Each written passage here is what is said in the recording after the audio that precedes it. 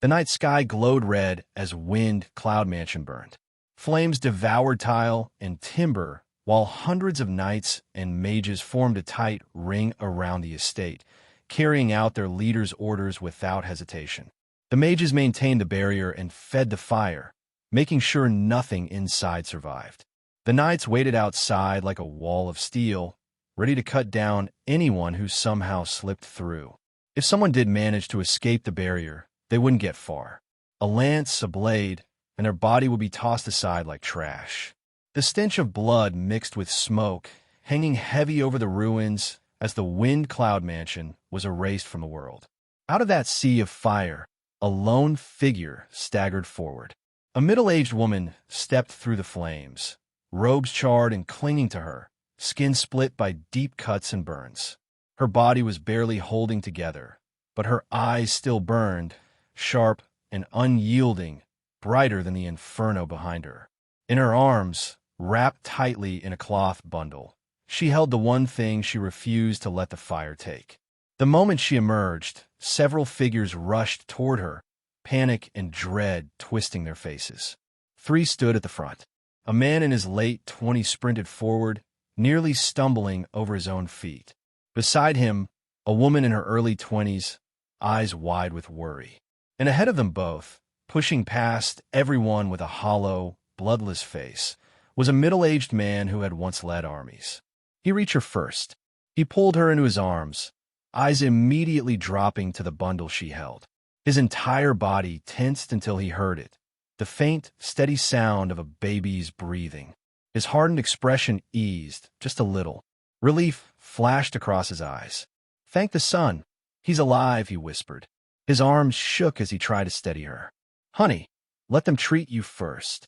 Before he could finish, the woman's knees buckled. She collapsed into his embrace, still clutching the child, as if her arms were the last barrier between him and the world. Her voice was thin, every word scraped out of a dying throat. "I don't have much time, so listen carefully, Arnold. What nonsense are you spouting? You'll be fine." Arnold snapped, his voice cracking as his heart twisted in his chest. These were the hands that had swung a sword for decades without fear, but now they trembled uselessly. He wanted to pick her up, to run, to throw her at the best apothecaries in the capital and force them to fix her. But Alina only gave a weak shake of her head. "I know my body better than anyone." Her gaze dropped to the baby. Despite the blood on her face, her features softened into a gentle smile. "I want you to take care of our grandson.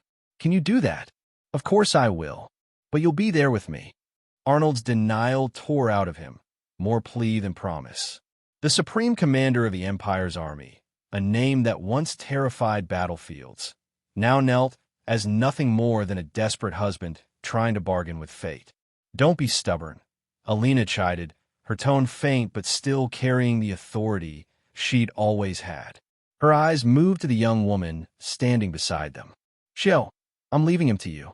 Raise him well. Promise me." Her adopted daughter stepped forward at once, hands shaking as she took the child. "Mom, what are you saying? I'm not fit to raise a child." "Mom, why are you ignoring me?" Arnold's son finally spoke. Arthur's voice trembled, a cold dread gripping his heart. "He's my son. I'll raise him." Alina's gaze snapped to him, blazing with a fury he had rarely seen. "Shut up, Arthur. I'm tired of your family. Tired of watching everyone die for this damned land.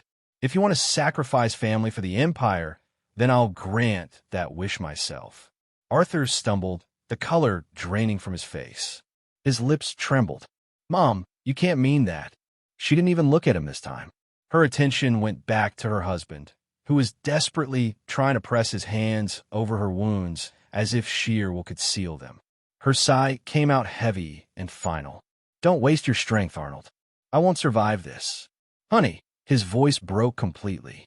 Her hand rose, fingers unsteady as they brushed across his cheek one last time.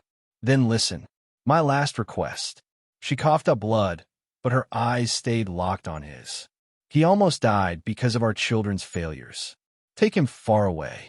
Let him grow free, far from their shadows and far from this cursed house." "MOM." Arthur's roar split the air.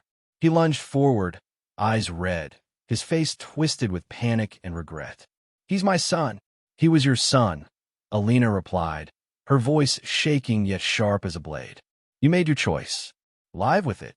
Arthur dropped to his knees as if his legs had been cut. He slammed his forehead into the ground again and again until blood ran down his face. I'm sorry, Mom. Punish me however you want, but don't do this to me. Don't take him away. Please." The fierce general of the Empire, reduced to a child sobbing under his mother's judgment. Alina didn't waver. "You've already failed me as a son. At least don't fail as a soldier."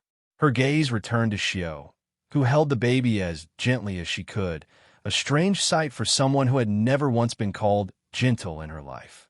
Alina's eyes softened again. "Raise him well. He doesn't need to be the strongest. Let him live happy and free. Raise him as a gentleman, not a tool of duty." Xiao nodded, lips pressed together, tears spilling down her cheeks in silence.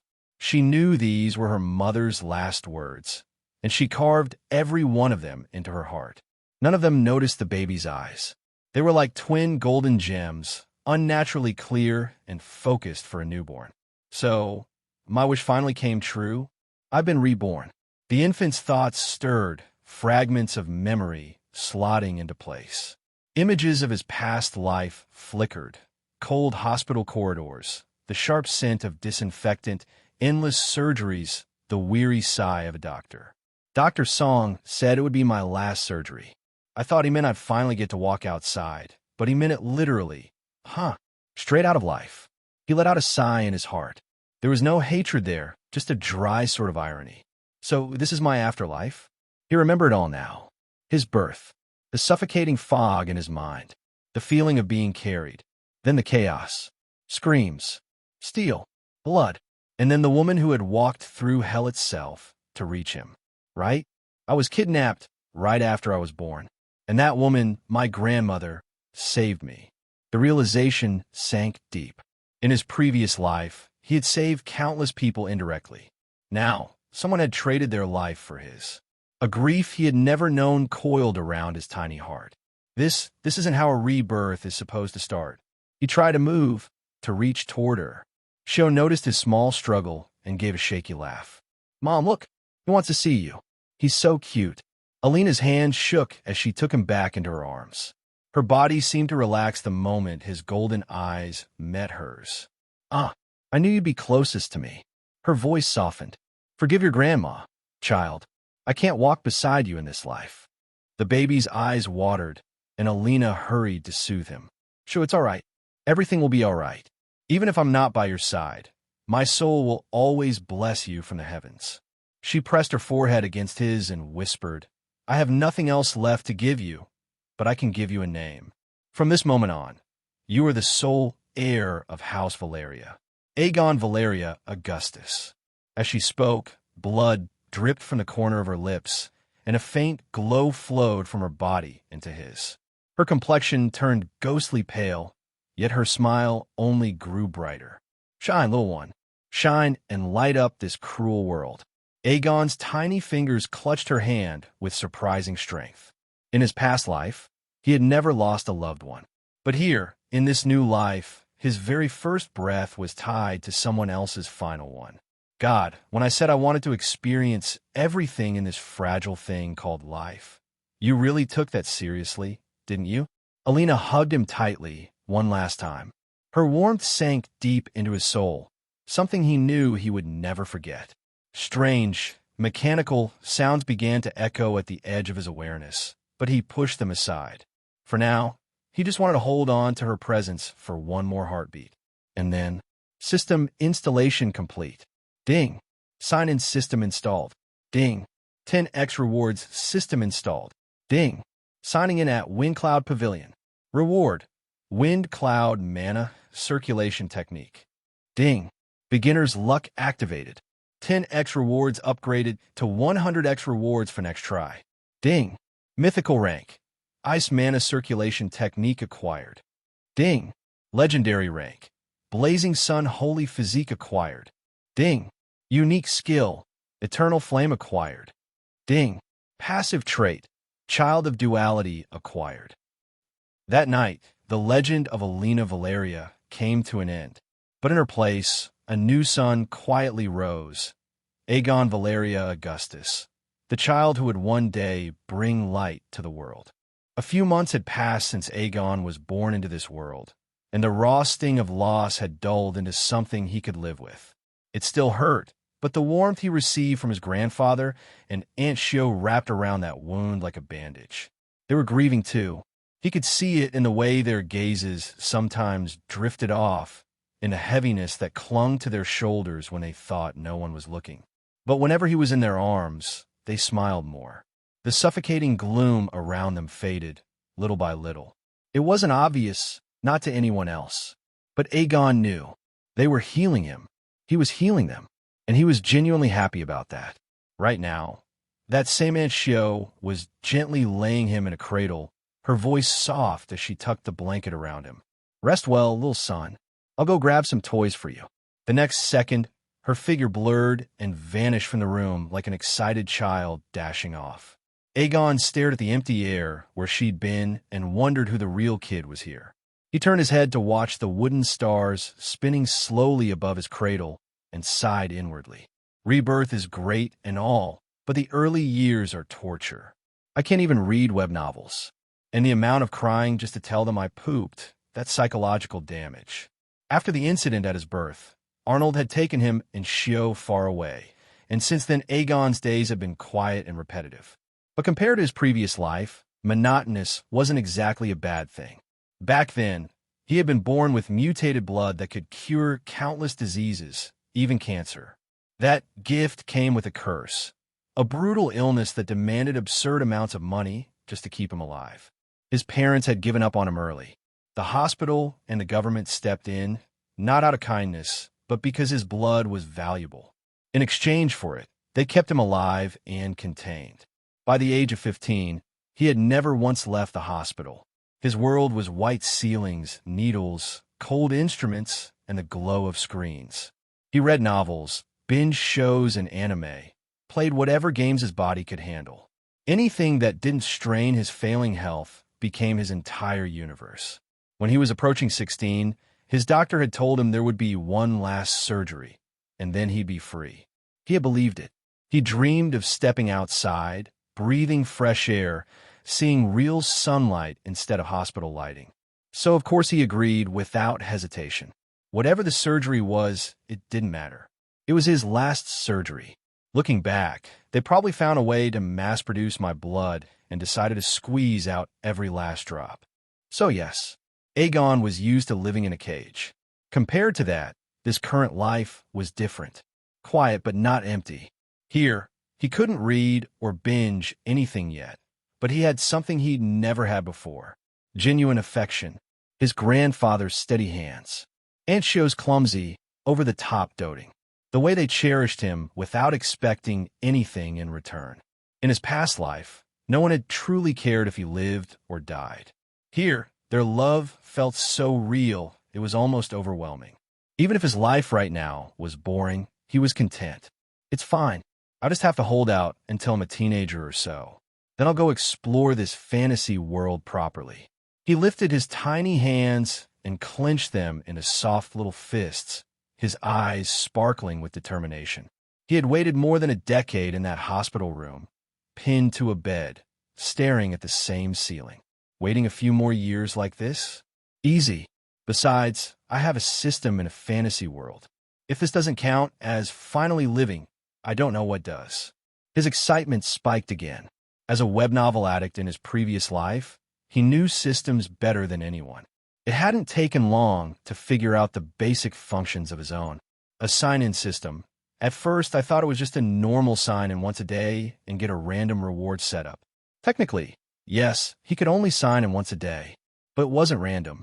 The rewards were tied to the location where he signed in, and sometimes to the people around him as well.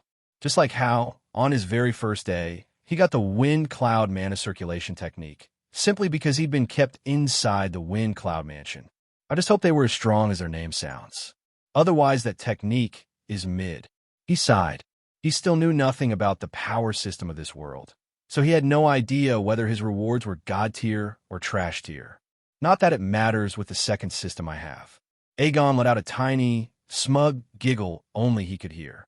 While his first system was the classic sign-in system, the second was another fan favorite, the 10x reward system. It multiplied the rewards he received by 10. The problem is, what exactly counts as rewards? At least the stuff from the sign-in system is included. That much I've confirmed. Even then, 10 times didn't always mean the same thing. Sometimes it amplified quantity. Other times it juiced up the quality. When he got the wind cloud mana circulation technique, the system had gone with quality, turning something decent into something absurd. Since then, he'd signed in every day. His luck, however, had been trash. Most of the time, he got weird things like bricks, which then turned into 10 high-quality bricks. What am I supposed to do? Commit murder by brick. Though, to be fair, that one protagonist did it pretty well. He had also gotten a lot of currency and various miscellaneous items. The inventory numbers looked impressive, but he had no frame of reference for the actual value. Different world, different economy. On top of that, signing in at the same place every day lowered the quality of the rewards over time. Lately, he'd been stuck with pure junk. Bricks, pots, sandals, the system had gone full thrift store mode. The little baby in the cradle let out a tiny sigh and closed his eyes. I'll just wait until I'm old enough to move around. Then I can travel, sign in everywhere, and start my own adventure. In his previous life, chained to a hospital bed, his biggest wish had always been to see the world. Novels were his only escape, a door to countless universes made of words. Now he had the chance to step into one for real. Whatever, I'ma just sleep again. There's nothing to do until I can talk. Damn these undeveloped vocal cords. He drifted off, faintly hearing Shio's voice returning from somewhere in the estate, but sleep won that battle easily. Just like that, more months passed. Aegon's days stayed mostly the same.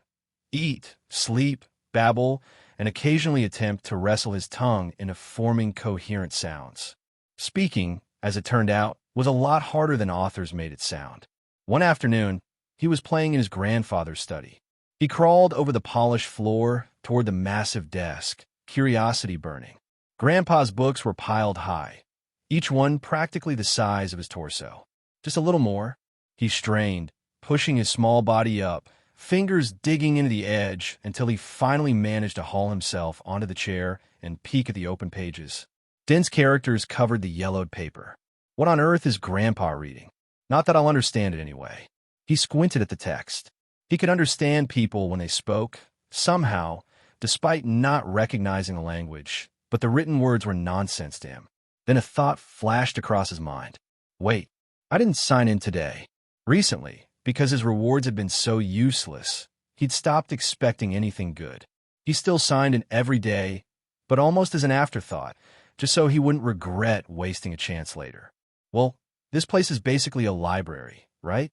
Leon Heavenly Library. Sounds cool at least. Maybe my luck will change. He rubbed his small hands together, more out of habit than necessity, and silently triggered the system. Ding! Signing in at the Leon Heavenly Library. Rewards. Asterisk language full understanding. Huh? Aegon froze, stunned, but the system hadn't finished yet. Ding! 10x rewards system activated. Ding! Universal language acquired. Universal language. Whether it is a language long dead and forgotten, one spoken in the present, or one that will only be inscribed in the future, the user will be able to understand, speak, and write any and all languages that exist in this world. Aegon's jaw went slack. This is insane. He'd been struggling for months to form basic sounds, and now the system handed him full language mastery just because he crawled onto a desk and touched a book? All I had to do was sign in at a library and touch some paper. Are you serious? His shock slowly turned into excitement. So even smaller locations matter. Not just the mansion, but specific spots inside it. And what I'm touching can influence the rewards too. He chewed on that revelation for a moment, then shifted to another problem he'd been quietly avoiding. Up to this point, he hadn't taken most of his rewards out of the inventory. For the junk items, it was simple.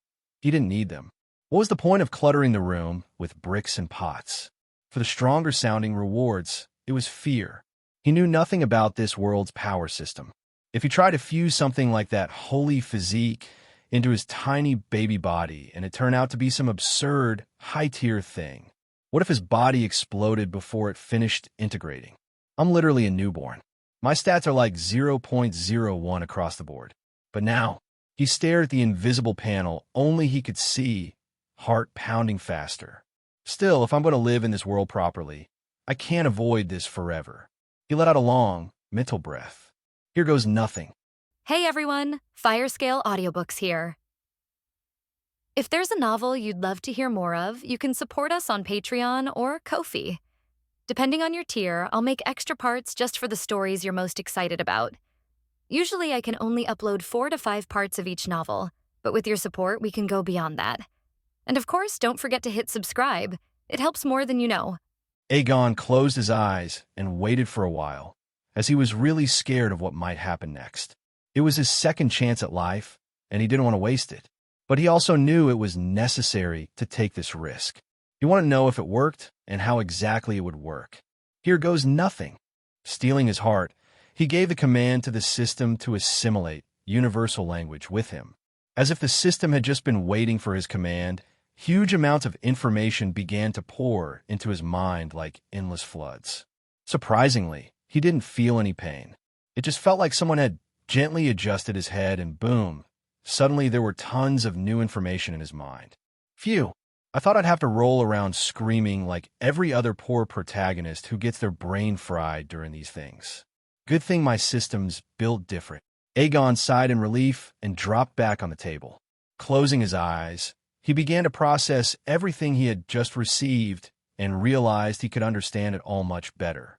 It was as if his mind was a giant library and every language sat neatly stacked on shelves, ready to be pulled out at will. He turned sideways to look at the book's content and realized he could understand it now. It was a storybook for children. Wow, so all the stories he tells me come from this. Aegon was amused and touched. Knowing that his grandpa had been reading all of this just for him made his heart fill with warmth. Just then, he heard footsteps behind him and knew who it was before the person even arrived. After all, for some reason, everyone around him liked to stomp around like parade drummers when approaching him. Is little son interested in books? Shio asked with a chuckle as she picked him up gently and made him sit in her lap. This is Grandpa's library, though, so most of the things you'll find here are just rubbish. Are you teaching my grandson nonsense again? A thunderous voice came from the back as Arnold arrived with a thick book in his hands. He glared at his adopted daughter and said, "Are these rubbish to you?" They definitely are rubbish to him. Shio immediately defended herself. I didn't mean they are rubbish to me. You can't scold me for that, Elder Old. Arnold smacked her head without mercy and grumbled. When are you going to stop calling me old just because my name is old in it?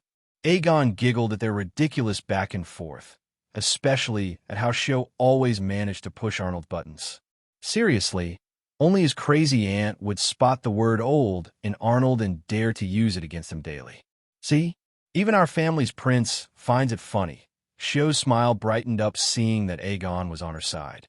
Well, if it's for him, then I have no problem being old. Arnold sighed helplessly, but his gaze was still stuck on Aegon's smile. Can I try it? Aegon thought before opening his mouth and trying to say something, but only strange, cute sounds came out, making his family laugh again. Damn it, I won't give up. Aegon was determined and made a few more attempts before he finally managed to get the hang of it, and a sweet, soft voice came out of his mouth. Soon, Arnold and Shio froze mid-laugh and turned toward Aegon, their eyes widening in shock and joy. Shio raised him high and asked with a trembling voice, "Baby, did you just say something? Can you try again?" Aegon smiled widely and voiced out again, "Shio." This time, the tone was the same, but the pronunciation was sharper because he was already getting better at it. Perhaps it really was universal language that gave him the boost. And that was all it took for Shio's eyes to light up like fireworks. They sparkled as if nebulae full of stars had come alive inside them. Her dazzling grin radiated so much joy that even Aegon could feel it. My baby boy spoke his first words. Shio cheered, swinging Aegon into the air like she had just won the lottery. Then she stopped and once again asked eagerly, One more time, try to say aunt this time. Shio. Aegon wanted to tease her a little bit. Really? Whatever. As long as you're calling out to me, that's all that matters. Shio was too happy to care about the details. Let's go. The whole world should know my little son has spoken for the first time. Just as she jumped to leave the room, she felt the heavy atmosphere settle behind her and slowly turned to find Arnold glaring at her with his deep black eyes. Shio licked her lips nervously and asked, "Can we pretend that didn't happen?" "What do you think?" Arnold growled. "My pretty little baby. Save your aunt," Shio whispered in Aegon's ear before handing him over to Arnold like a human shield. He would like to say something in my defense. Arnold ignored his unruly daughter completely and gently took Aegon from her arms. He looked at him expectantly and said, "I know little son is very smart, so why don't you try calling me? Say Oppa." Aegon twisted his tongue for a few seconds before shouting, damn it. Still needs practice. Aegon was frustrated, but his family? The total opposite. Seeing the pure joy blooming on their faces, Aegon realized everything was worth it for that happiness. He still didn't understand how something so small could make them so overjoyed, but he didn't mind. He was just happy because they were happy. Then his over-the-moon Aunt Shio paraded him around the entire mansion and made sure every single staff member, be it the maids, butler, and even guards, knew of the historic achievement. Aegon felt it was going completely over the top, but it seemed like everyone in the mansion had caught her infectious mood. "I don't even know you people, yet you're happy for me? What kind of logic is that?" Aegon wondered. He had read many books, so he could pull out a dozen theories, but he was still baffled at how someone could be happy for a stranger. "Wait, it's kind of like me. When I saved people, I was happy." That doesn't sound like a bad idea.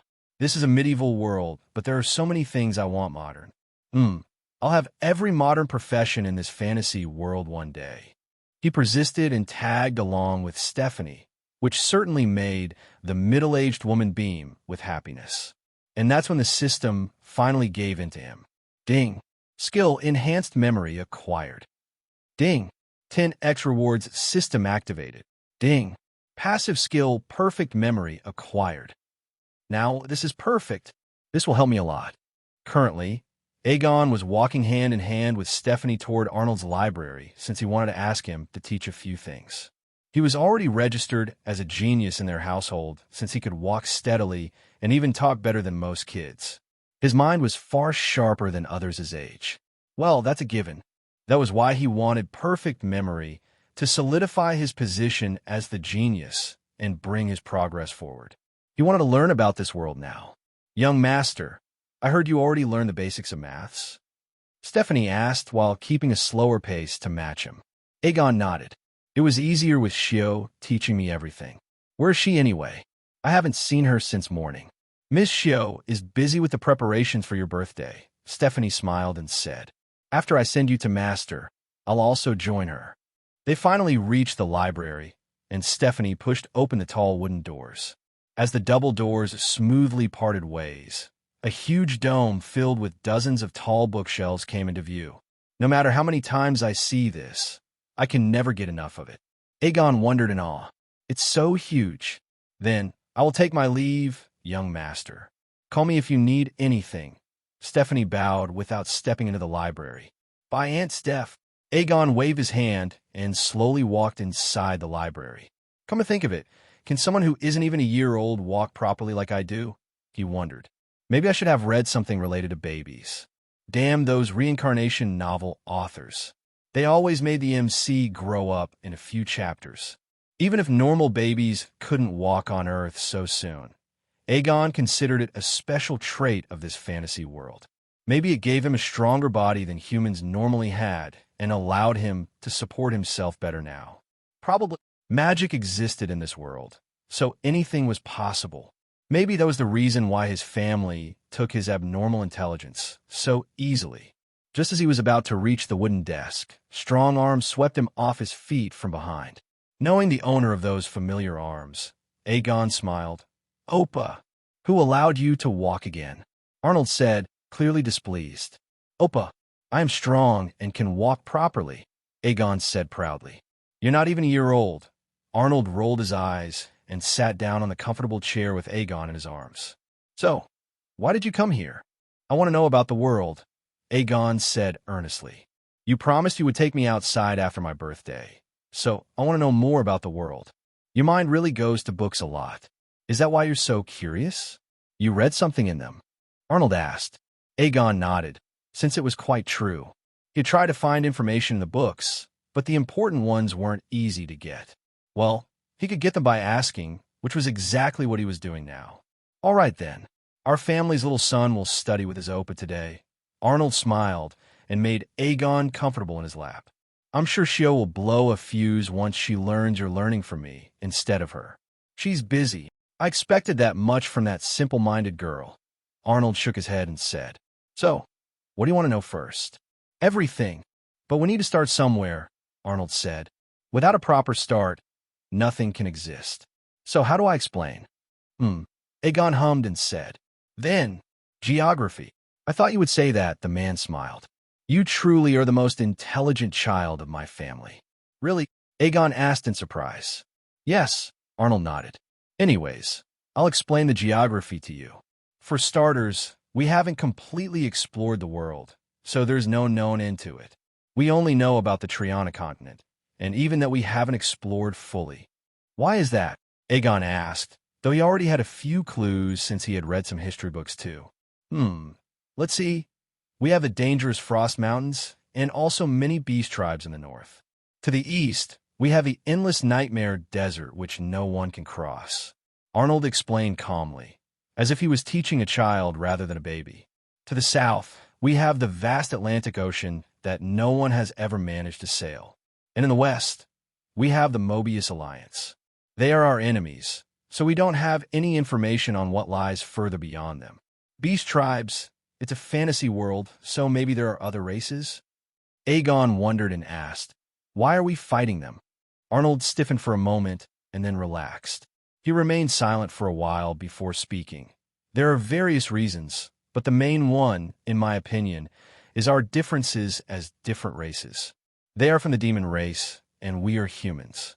Arnold was teaching about the world to Aegon in a very calm, relaxed voice, similar to how he always did when storytelling. But even then, Aegon understood that the world wasn't nearly as relaxed as his grandpa was making it sound. He had read many dark fantasies in his previous life, so if there was any truth to them, then he knew this world wasn't going to be much different. Well, the novels did show human nature well. If there is power, then things would probably be like this too. But who cares? As long as they don't bother me, I won't bother them either, because I just want to explore the world. But I'll probably help if I find someone in need, I guess. Meanwhile, Arnold continued speaking. There are 4 main races on our continent: demons, humans, elves, and beasts. There are other smaller races under them, but these are the main ones. Let me show you the map. He pulled out a big map from nowhere and spread it across the desk. On it, Aegon could see a detailed illustration of the Triana continent. It not only included the names of cities and towns, but also small notes about their cultures and even details about their climates and weather. Whoa, if I didn't have perfect memory, I'd forget most of this quickly. Aegon thought as his eyes scanned every part of the map. If he wanted to explore the world in the future, this would come in very handy. Arnold pointed to the western patch and said, That's the Mobius Alliance, the home of demons. Beside that, you can see the Great Solar Empire. It's the biggest human empire and also the first and last defense against the demons. If we go further south, then we'll find Sylvana, the home of the elves. And if we go north, we'll find the Frost Mountains and the vast lands that are home to countless beast tribes.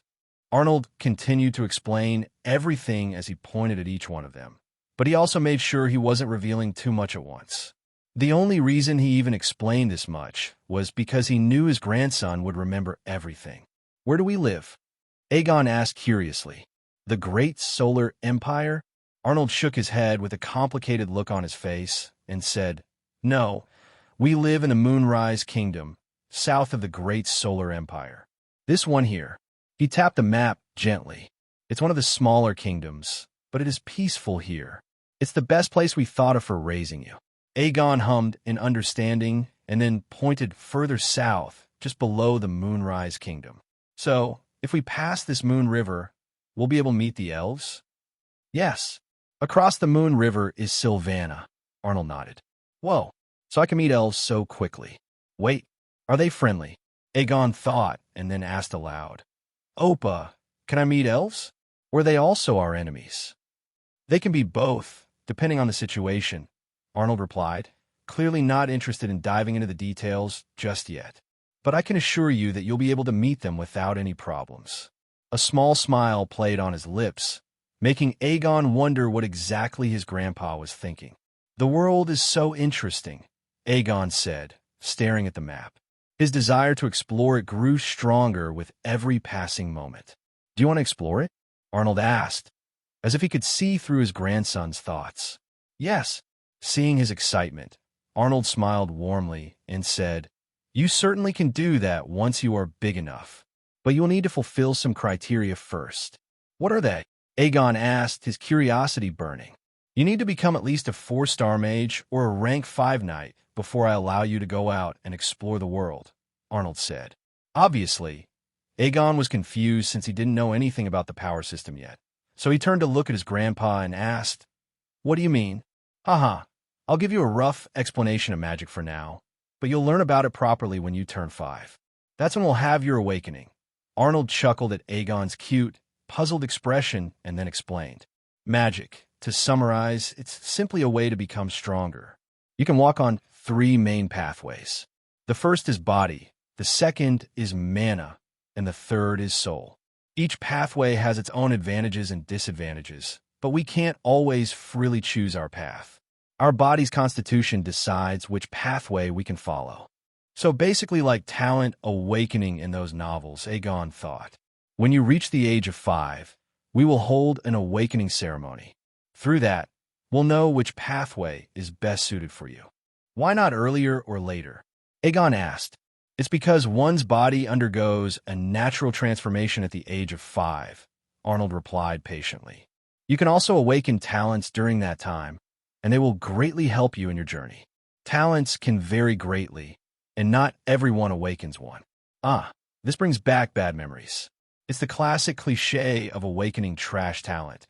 Aegon wondered if he would end up going through that too and asked, Opa, what if I don't awaken anything good? Nothing changes, Arnold chuckled and said firmly. We will allow you to live however you want, as long as you don't walk the wrong path. As for good or bad talents, they matter for ordinary people, not for us.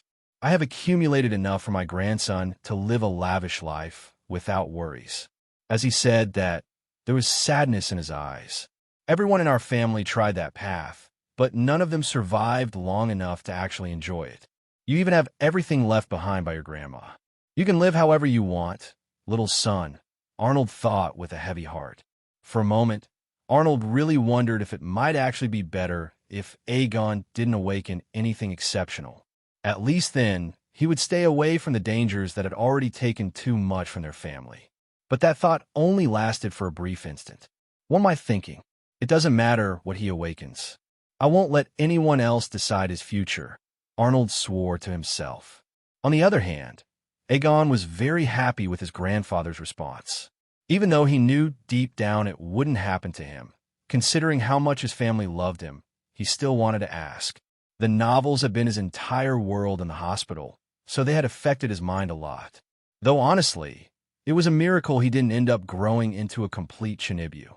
By the way, Grandpa, what pathway do you follow? Aegon asked, truly curious about his family. And these stars and ranks, what exactly are they, and where are you in all of this? Aegon had read 2 types of power systems mainly. One being the traditional magic, where everything was a little vague when it came to who was stronger. The other was progression fantasy, where everything had proper rankings and structures. Judging by Arnold's words, he could guess he was in a progression fantasy with both magic and warrior paths. But he was still unclear about the details, like the rankings. Hence the question. Instead of answering immediately, Arnold stroked his beard and said, You want to explore the world, right? Aegon hummed in response. Then, why don't you find out yourself? Arnold smiled and said, I am quite famous in the outside world, but won't be too easy. So how about it? Want to take this as a challenge?" Aegon thought about it for a moment before nodding hurriedly. "That sounds cool. It's like one of those treasure hunt stories you tell me. Elder old, why are you taking my job from me?" They heard a loud shout as a typhoon burst into the library. Even without her voice, anyone would have recognized her, because there was only one person in the entire world who actually dared to enter Arnold's library so brazenly. Well, now there were two if they counted Aegon. Arnold gave a side glance to his daughter and said, "You're too busy with his birthday, so he came to ask me to teach him."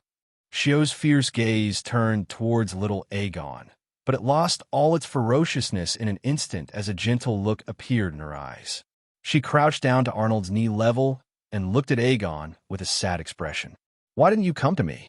"What Opus said," Aegon replied innocently. "You are busy and also need rest. I shouldn't disturb you all the time." My baby is worried about me." Shio's eyes teared up as she scooped Aegon into her embrace and hugged him tightly, but still careful enough not to make him uncomfortable. Even in her crazed state, she always made sure Aegon was comfortable. Overdose. Overdose." Aegon struggled out of her grasp and asked, "Aren't you going to rest?" "I recharge my energy by hugging you. My little son is like a man of stone." Shio smiled and then asked, "You want to learn about magic? I'll teach you everything about it." "Chun Shio." Arnold's deep voice instantly shut down Shio's brain as she turned toward him. "Don't teach him those things for now. When the time comes, I will allow you to do that." Shio stared into his eyes for a moment before sighing. "All right, but remember that this is the only time I'm letting it go. I will never do anything that can stop his progress in any way." "What's the problem me learning about magic?" Aegon was a little frustrated, but he couldn't even stay mad at them. "I want to learn more. I know you're a curious kid, but sometimes you need to rein in that curiosity. It doesn't always lead to good things," Arnold said with a smile. "You'll understand me once you grow up." "Fine. I'll listen to Oppa. But when can I start learning about it?" Aegon asked. "On your 3rd birthday," Arnold said firmly. "Understood. I will remember this." Aegon nodded, and it looked quite cute to see a small child acting so serious. The two adults couldn't help but smile at the sight, and Shio stood up with Aegon in her arms. "I'm taking him back. When it comes to his teaching, only I'll do it. What am I supposed to do then?" Arnold held his forehead and asked helplessly. Seriously, this daughter of his ran around the house, always making sure she was there for Aegon. It was as if she wanted to be the one to raise him alone. It frustrated him because he also wanted to raise his grandson. "Do what old people do." Shio stuck her tongue out at him. "And give my little son all the love. You're his grandpa, so just do that. If I wasn't his grandpa, you wouldn't even allow that." Arnold wanted to smack her head. "No," Shio said after some thought. "My baby deserves all the love in the world, so it's never enough. Give him everything, even if you weren't his grandpa. Get lost." Arnold waved his hand, not even in the mood to argue with her. Shio laughed and dashed out with Aegon before Arnold could hit her. And yes, she knew he could because she knew herself well enough to admit she deserved it. Aegon giggled cutely in her arms and asked, "Shio, weren't you busy?" "I'm never busy for you," Shio answered with a smile. "It's your bathing time, so how could I forget that? Also, I'll tell you a few things about magic, but don't tell Oppa about it." Aegon tilted his head sideways, as if he was deep in thought before shaking it. "I won't lie to Oppa." Even though he really wanted to learn more about the power system, he also didn't want to lie to the people he loved the most. "Who said anything about lying?" Shio snorted, though a beautiful smile was still playing on her lips. "You'll just keep it secret until he asks. I'm only asking you not to tell him on your own. If he asks, just say I told you, which is the truth, and your aunt will handle everything." Aegon thought about it and nodded. This was indeed a better deal. He got to learn more and didn't even need to lie. But he was still a little worried for his aunt. "But I won't tell you everything in one go, but little by little, every day. It's more fun that way." Shio kissed his cheek and said, "For now, I'll tell you about mages, who are mostly just grumpy people with no social lives. They spend their entire lifetime studying, researching, and memorizing magic spells. I could never do that." Aegon laughed at her explanation and said, "I don't like it, right? It's so boring. but you might like it if you see it clearly. I won't stop you, but I also hope you don't become a hardcore mage. They have no life. Shio continued to rant about mages as if they were the most boring people in the world. As for their rankings, well, they're decided with a few factors in play. The ranks go from 1 star, being the weakest, all the way up to 9 star, being the strongest. As for why and how, that's something you'll learn later on. Then, Shio, are you a mage or a knight? Aegon was really curious about the power system of this world, as he had always wanted to experience it at least once. But more than that, he was curious about his family. He could guess that they were pretty powerful, but just how much? And what pathway did they follow? For some reason, the people in the mansion relied very little on magic and did most of the work with their hands or with some tools. So he never got the chance to properly see magic in its full glory. Don't give me that adorable look. You know I'm weak to your cute golden eyes. Shio groaned and looked away. She really needed to get stronger. How could she be defeated so easily by a pair of eyes? And Aegon knew it well. So he always used his eyes and looks whenever he wanted something from her. Let me see. I can't go against Dad, so I can't tell you my exact rank, but I can say I'm sort of mixed between a mage and a knight. But honestly, I don't fully suit either of them. Shio tried to explain, but she couldn't quite find the exact word she wanted. We can choose 2 paths at the same time. Aegon asked curiously. It's magic. Anything is possible with magic. Shio grinned and said, All right, that's enough for today. Now I'm going to eat your chubby cheeks as payment. Aegon's small hands instantly covered his cheeks that everyone seemed to love squishing for some reason. His aunt was even worse, as she liked to nibble on them. Are you refusing to give me the payment? Then I won't tell you anything from tomorrow, Shio said, and she watched how Aegon went through a lot of thinking before finally nodding his hands. Just once. Aegon finally dropped his hand. Io, my baby is the cutest in the whole world. Shio gushed over him and went for a bite of his soft, chubby cheeks. Of course, she made sure her teeth didn't even graze his skin. It was only her lips that nibbled softly on his cheeks, which made him giggle. How could Shio ever even think of hurting her precious nephew? It's time for your bath, Shio said before she took off like the hurricane she always was and entered their bathroom. The maids had already prepared everything in advance for them, as usual. As his body was being washed, Aegon was wondering about something. As for being embarrassed about this situation, he certainly wasn't, because in his previous life, more often than not, the nurses had to help him wash up since his body had been that weak. So he was already used to this kind of treatment.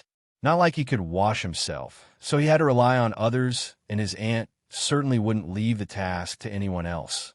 This family is so bizarre, or maybe this is supposed to be normal, he wondered. Also, I didn't notice it before, but they actually use magic to keep themselves clean. Their bath mostly just includes washing with water. There aren't any good soaps. It was quite natural, though. This world was a medieval world, so the development was bound to be much lower than the world he came from. Even though there was magic, it was also a fact that constant wars bring a very different kind of development. Aegon wouldn't be surprised if there was very advanced technology using magic for battle, but little development for normal daily life, since the focus was always on improving strength to fight in the wars. It is inconvenient, though. There are no proper toilets, but with magic they make sure everything is hygienic. But what about normal people? Can they even use such magic? Aegon was really curious as he touched the gray soap that didn't really do much. It didn't even smell good. Perhaps this can work. Ding! Signing in at the bathroom. Rewards basic soap-making technique acquired. Whoa! Seems like my luck is good this time. But then again, it's just a basic technique. The other system will have to do its work. Ding! 10x reward activated. Ding! Advanced alchemical soap-making manual acquired. Aegon closed his eyes as his aunt began to wash his silky black hair. She never allowed any maids to bathe him and always did everything herself. He really wondered how she managed to do all her other things and still made so much time for him. She was just incredible. Give me the manual, Aegon thought, and soon tons of information began pouring into his mind. As he went through the new information, he was left speechless. Why? Because it didn't only contain the methods of making basic and even modern soaps, but it also added an alchemical aspect to them. He could now make soaps that worked like healing potions, poison antidotes, fatigue removers, and much more. What the hell? I just wanted normal soaps so I can smell better. Aegon was dumbfounded. A magical cleanser that scrubs my intestines? A lava jet toilet that launches me straight into the stratosphere? Or maybe a holy bidet that washes away sins? Of course, he didn't get any replies from the system. They seemed to only exist to give him rewards. Aegon mentally shook his head since he couldn't do it physically at the moment and thought, whatever. My main motive can still be achieved with this. But it's impossible with this frail body, so I'll have to ask for help. He thought for a moment before asking, Shio, I've been thinking about something. Can you help me with it? Let me wash you first. Then we'll talk, my little ancestor. Thus, Aegon had to wait for a while as Shio bathed him properly and then dressed him up in a nice white and black suit. He looked like a little gentleman. Aegon waited patiently, and only when Shio was done admiring her nephew did he finally speak. Can we take some flowers from Opa's garden? I'm sure he won't mind, but since when did you begin to like flowers? Although she asked that, Shio had already picked him up and started walking toward the garden at the back of the mansion. Flowers smell good, Aegon said in his milky voice that seemed to melt everyone's hearts. But I have a different purpose this time. I got an idea and want to try it. Shio stopped walking and turned to look at him with indescribable emotions swirling in her eyes. It was as if she was deeply disturbed by what she had just heard. Shio stared at her nephew for a while, making him confused since he couldn't understand her expression. Did I say something wrong? Aegon asked softly. I'm sorry if I did that. Shio came out of her daze and smiled widely at him. How can that be? You didn't say anything wrong. It's your aunt who is dumb and comes to nonsensical conclusions. My aunt is very smart. Don't insult her. Aegon corrected her seriously. Huh. Shio laughed and instantly forgot about all her previous thoughts. She hurriedly brought him to the back of the mansion where Arnold had set up a huge garden. Nobody was allowed there, as Arnold himself had created this whole garden of flowers, and he was also the one who tended to them. This was his private, relaxing space where only Aegon was allowed to enter aside from him. As for Shio, technically she wasn't allowed to enter here, but she had her ways of sneaking in without consequences. Upon entering, Aegon felt as if he had stepped into another world meant to showcase the true beauty of nature. Every kind of flower bloomed in this garden that seemed to stretch endlessly. The cool morning breeze swayed the flower petals, some of them slowly drifting down to the ground. The mixed fragrance of countless flowers relaxed his heart as a smile appeared unconsciously on his face. Now tell me, what do you want to do here? Shio asked. Put me down. I'll do it myself, Aegon said. No, was her straight answer. Was worth a try. Aegon sighed and began to look around. He spotted a few flowers and asked Shio to bring them to him. He took a sniff of each and then moved on to others. He did the same with a few more, and Shio happily tagged along while wondering what was going on in his little head. Still, she was smiling the whole time because he was relying on her. It made her very happy. I will take this one. Aegon pointed at a blue patterned flower. All of the flowers of that plant had exactly 8 petals in total and carried a fragrance that was sweet and relaxing, mixed faintly with mint. Shio happily plucked it out without any care for the plant, which made Aegon sigh. You'll get scolded for this, Shio. For my little son, I'll do anything.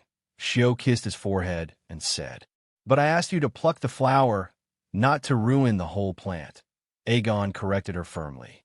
Don't fret over such small details.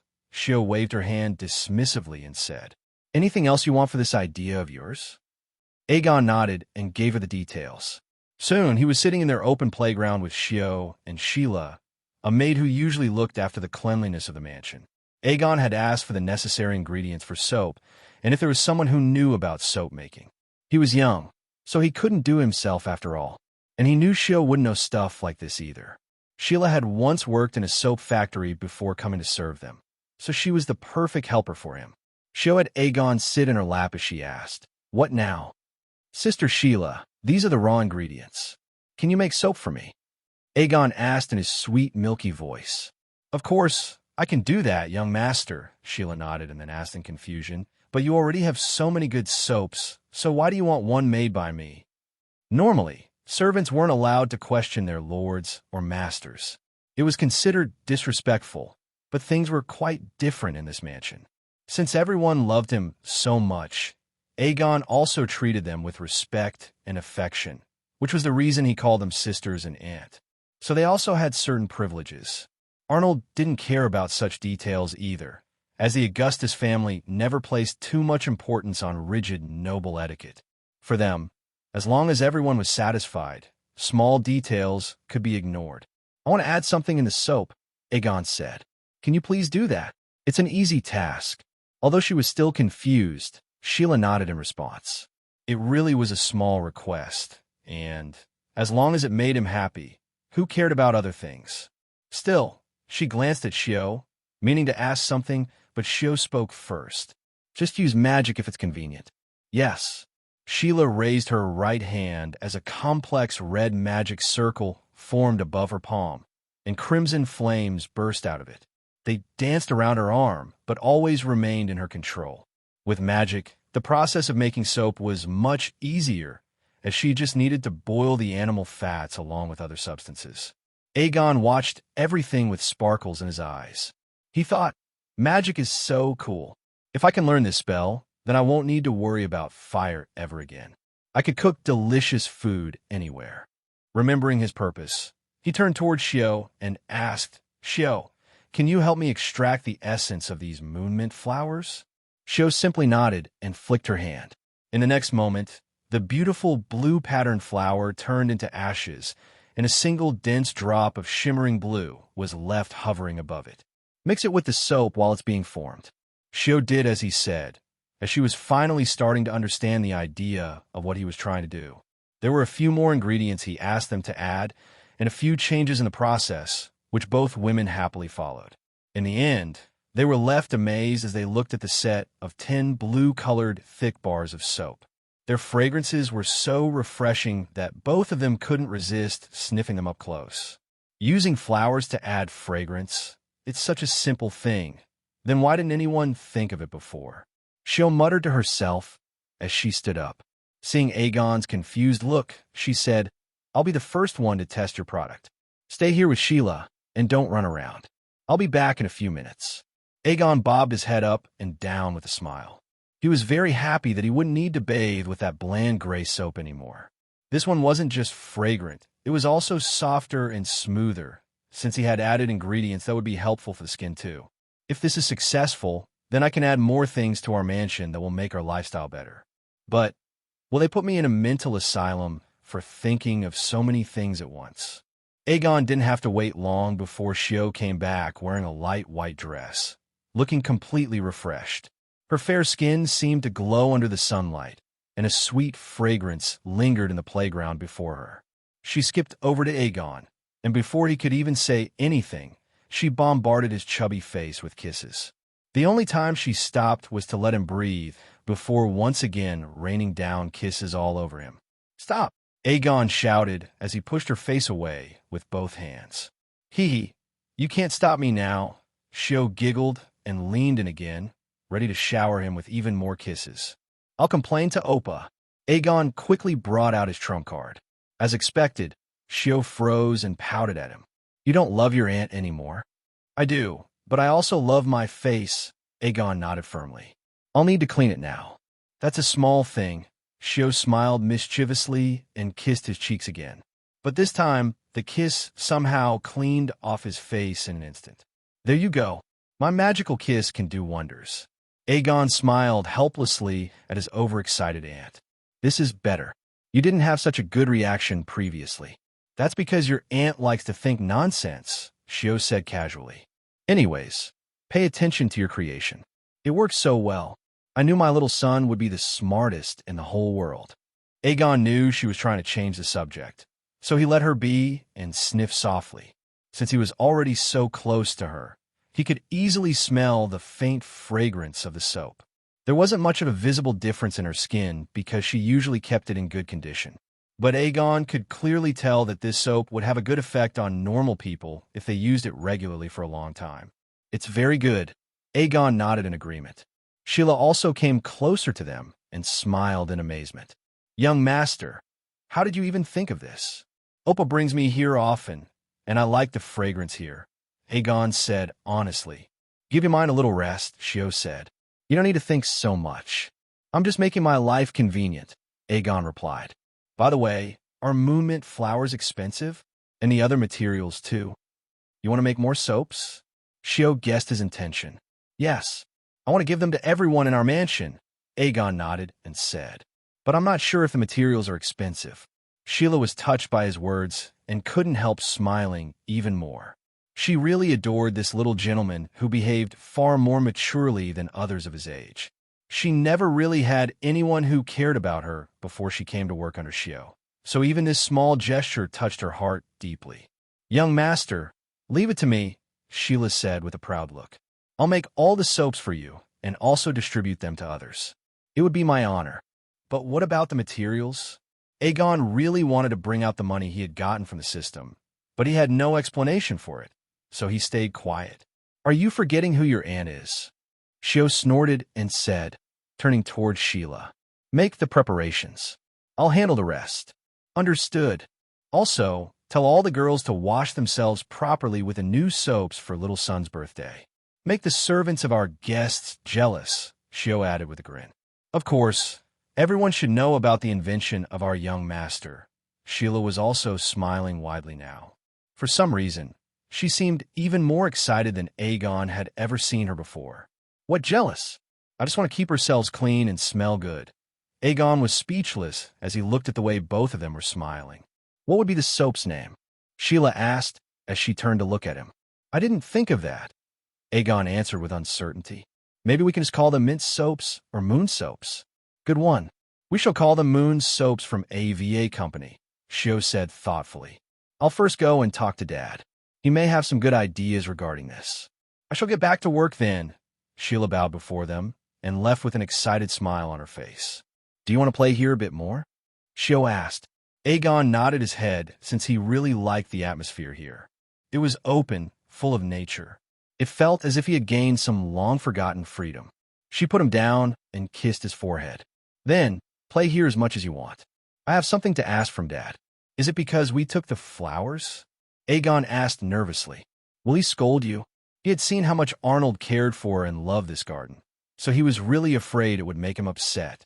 It wasn't like they ever scolded him, but he didn't want them to be sad because of him. He had already taken away his grandma from them when he was born. Do you know why Dad loves this garden so much? Shio asked, noticing the fear in his eyes. Aegon shook his head. It's because Mom used to love flowers a lot. They were basically her second love. Shio smiled gently and said, And do you know who my mom loved the most? She patted his head and said softly, It was you.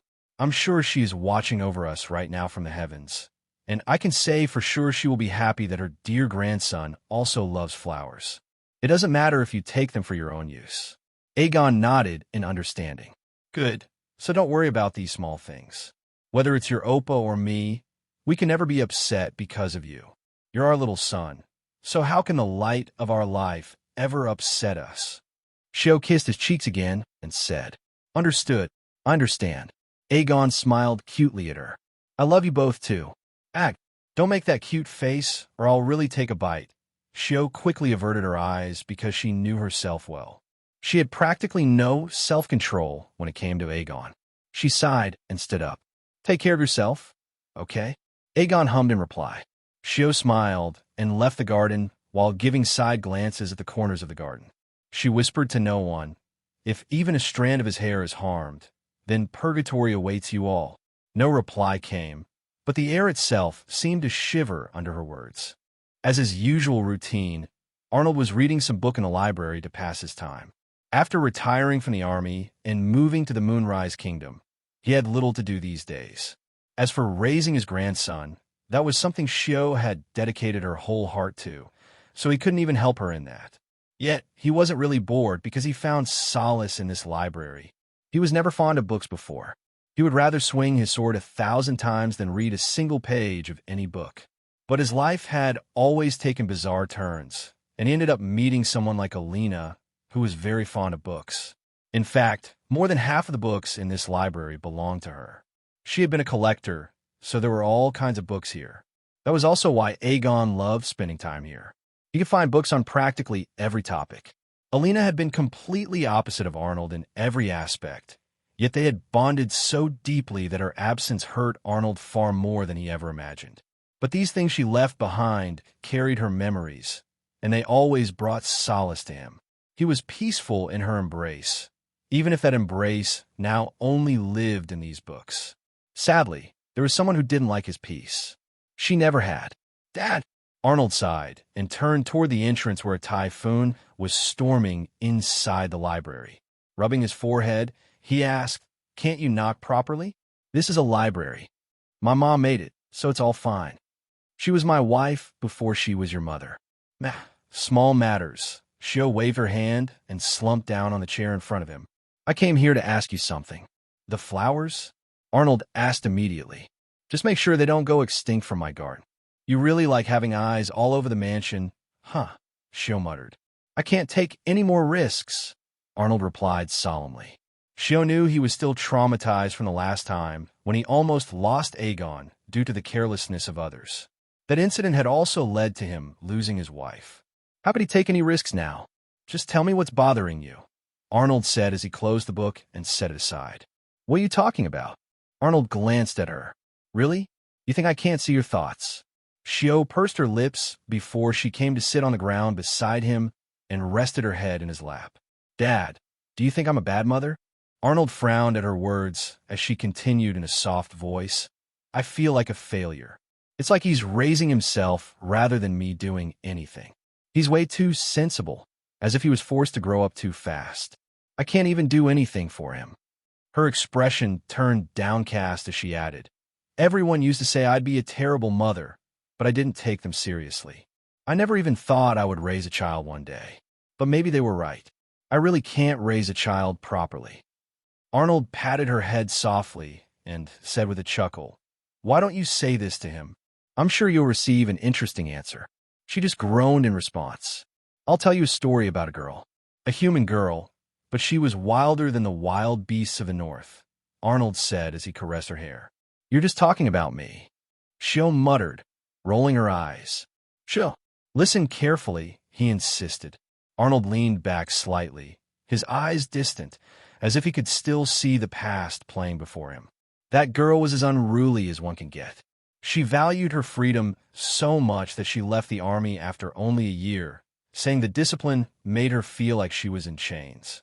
She didn't listen to her superiors, didn't follow rules, and never bowed her head to anyone except her brother. Her life meant nothing to her. She took risks that no sane soldier would even consider. To her, the battlefield was just another playground where she could test her limits. He chuckled softly. "I still remember the time she stole a commander's war beast just because she wanted to see how fast it could run. She almost rode straight into enemy territory before turning around at the last second, laughing the whole way back while dozens of attacks chased her." Shio covered her face with both hands, her cheeks red. "Why do you have to bring that up again?" Arnold ignored her and continued. "She was reckless, fearless, and infuriating. She would sneak into the Frost Mountains alone, picking fights with beast tribes twice her size, just for the thrill of it. She came back with broken bones more times than I can count, but her smile never faded. She was kind at heart, but she never cared about what others thought of her. She was like a wild tornado that swept through everything in her path, untamed and unstoppable." Shio peeked through her fingers, embarrassed but unable to stop listening. No one expected anything from that girl, not even she herself. People whispered she would never settle down, never take responsibility, never care for anything but her own freedom. She even said she hated children, said they were noisy, clingy, and nothing but trouble. Arnold's tone softened, his hand pausing on her hair. But everything changed the day she held a baby in her arms. A woman she respected greatly. Her own mother, with her dying breath, asked her to raise that baby as her final request. Pause. Don't make it sound like I'm raising Aegon just because Mom gave me the responsibility. Shio cut in quickly, her voice sharp. You know I never cared about responsibilities, so I don't care about this one either. I'm raising him because I want to and because I love him. There's no other reason. I know that, silly girl. Arnold shook his head with a helpless smile. But the fact remains, the same girl who once couldn't be tied down by anything or anyone now tied herself willingly for him. She was careless with her life, but suddenly she started to value it. She changed her reckless lifestyle, all because of that child she chose to raise as her own. Tell me, can someone like her truly be a bad mother? Shio didn't reply. It wasn't that she didn't understand his words. She did. But she still couldn't stop the nagging feeling that she wasn't doing enough, that Aegon's maturity was proof of her failure. That was why she always ran around, desperate to do everything for him. She wanted to be part of every moment of his childhood. She wanted to make sure he never felt lonely. Shio was a strong-minded girl, so it was actually one of the few moments where Arnold had to bring her up from her dark thoughts. But he didn't mind it. For the first, she was his daughter, even if they didn't share the same blood. He loved her like his own child. And for the second, she was raising his grandson all alone, and she was just 22 years old. Thinking of that, Arnold continued, his voice steady and calm. You're wrong, child. You underestimate the value of yourself in his life. He depends on you more than anyone. He loves you more than anyone, including me. You are his pillar of support. Yes, it feels like he's raising himself because of how sensible he is, but never forget, he is still just a child. There are many things he doesn't understand. There are feelings he has that he doesn't know how to express. He sighed, still patting her head. You're thinking like this because you want him to grow up like normal kids. But you're wrong there. He isn't normal. He's special. So why should he grow like normal kids? He tilted her chin up, so she had to look at him. He's running faster than others, Shio. I'm sure you've noticed it too. But you're still walking at the same pace as everyone else. That's why you feel this gap, this frustration. It isn't your failure. It's his speed. Shio's eyes shook as if she had finally gained enlightenment. She finally understood her mistake, and she was someone who always tried to find her wrongs in order to make herself even better. You understand it, right? Arnold smiled and said, he's special, so he needs to be raised in a special way. So what if he behaves differently? So what if he is running faster than anyone else? I don't think my Shio was someone who would give up before even trying her best. You don't have to rile me up. I understand everything now, Shio said, rolling her eyes at him. But you seem too relaxed about this whole situation. Aren't you worried about him? I already expected this, Arnold responded. My other two grandchildren turned out to be normal and took after their father, so I had high suspicions Aegon would take after his mother. And well, you can see I was right. He really did take after her a lot. That's the only thing I don't like about sister-in-law, Shio grumbled to herself.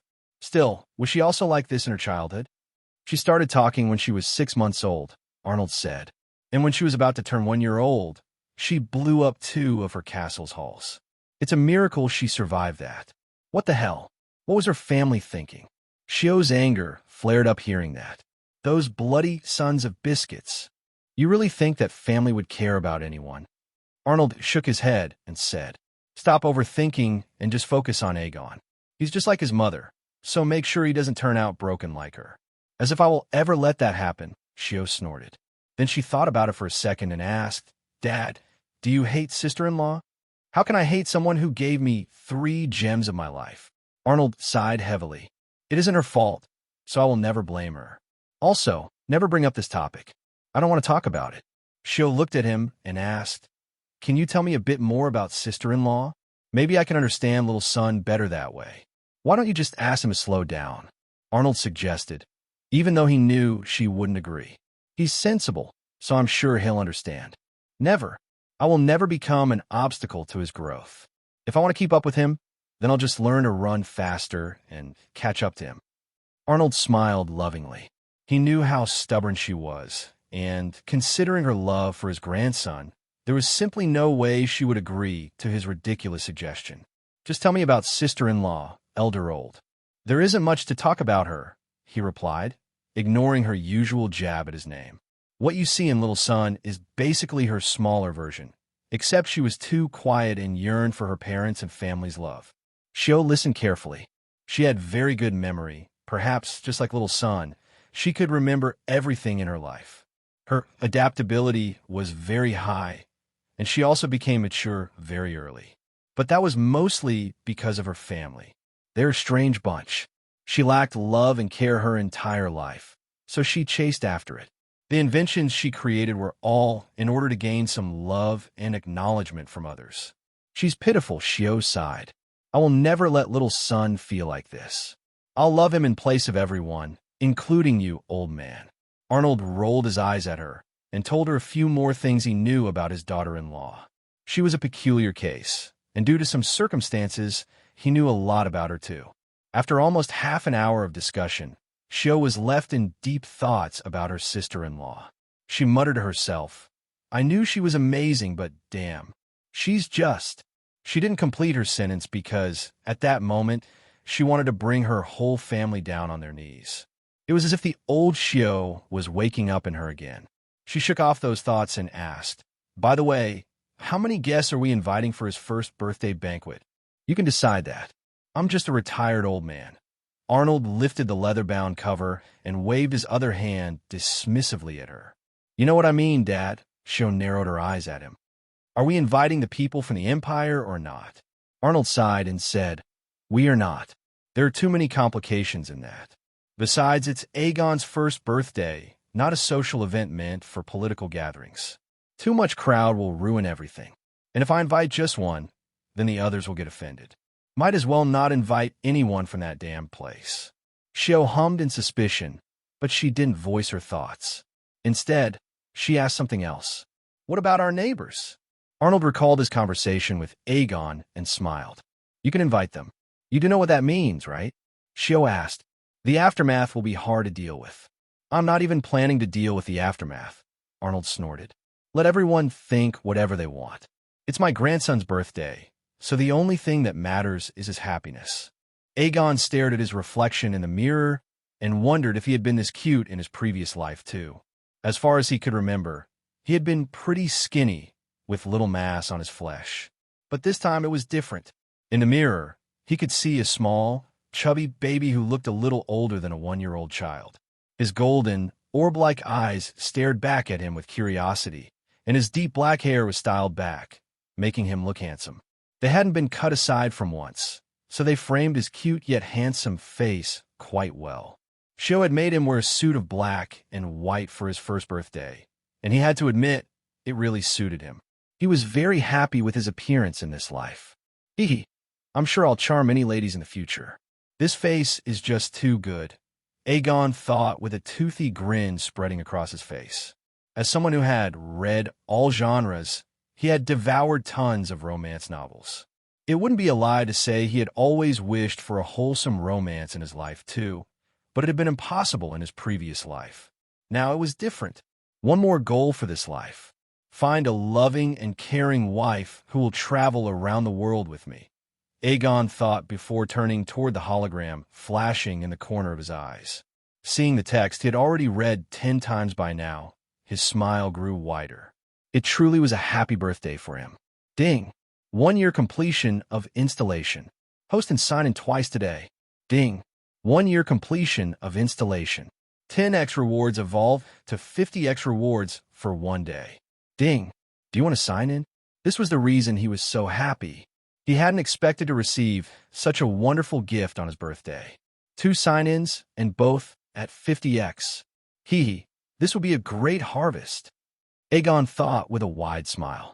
Judging from how excited Xiao was, I'm sure she invited many powerful people, or at least some influential ones.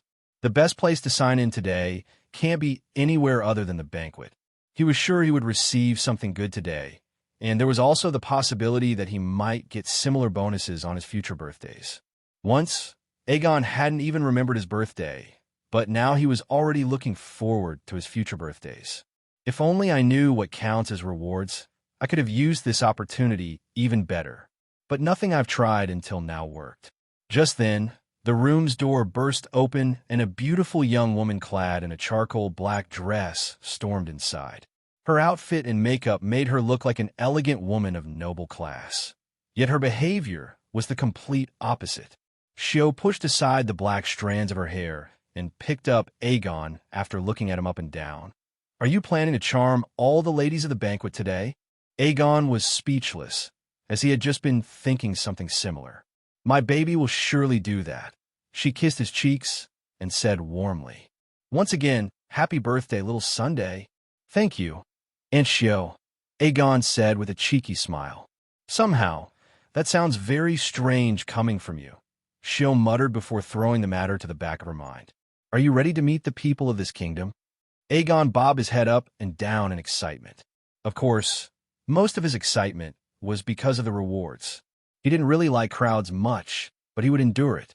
By the way, I can walk on my own, Aegon protested as Shio carried him toward the banquet hall, even though he knew it would be pointless. Nope, was her one-word reply. He sighed and focused ahead on the two tall wooden doors. Two butlers were standing on either side, and upon seeing them, they slid the doors open and bowed respectfully. Bright lights blinded Aegon for a moment before his eyes adjusted, and he found himself in a huge hall.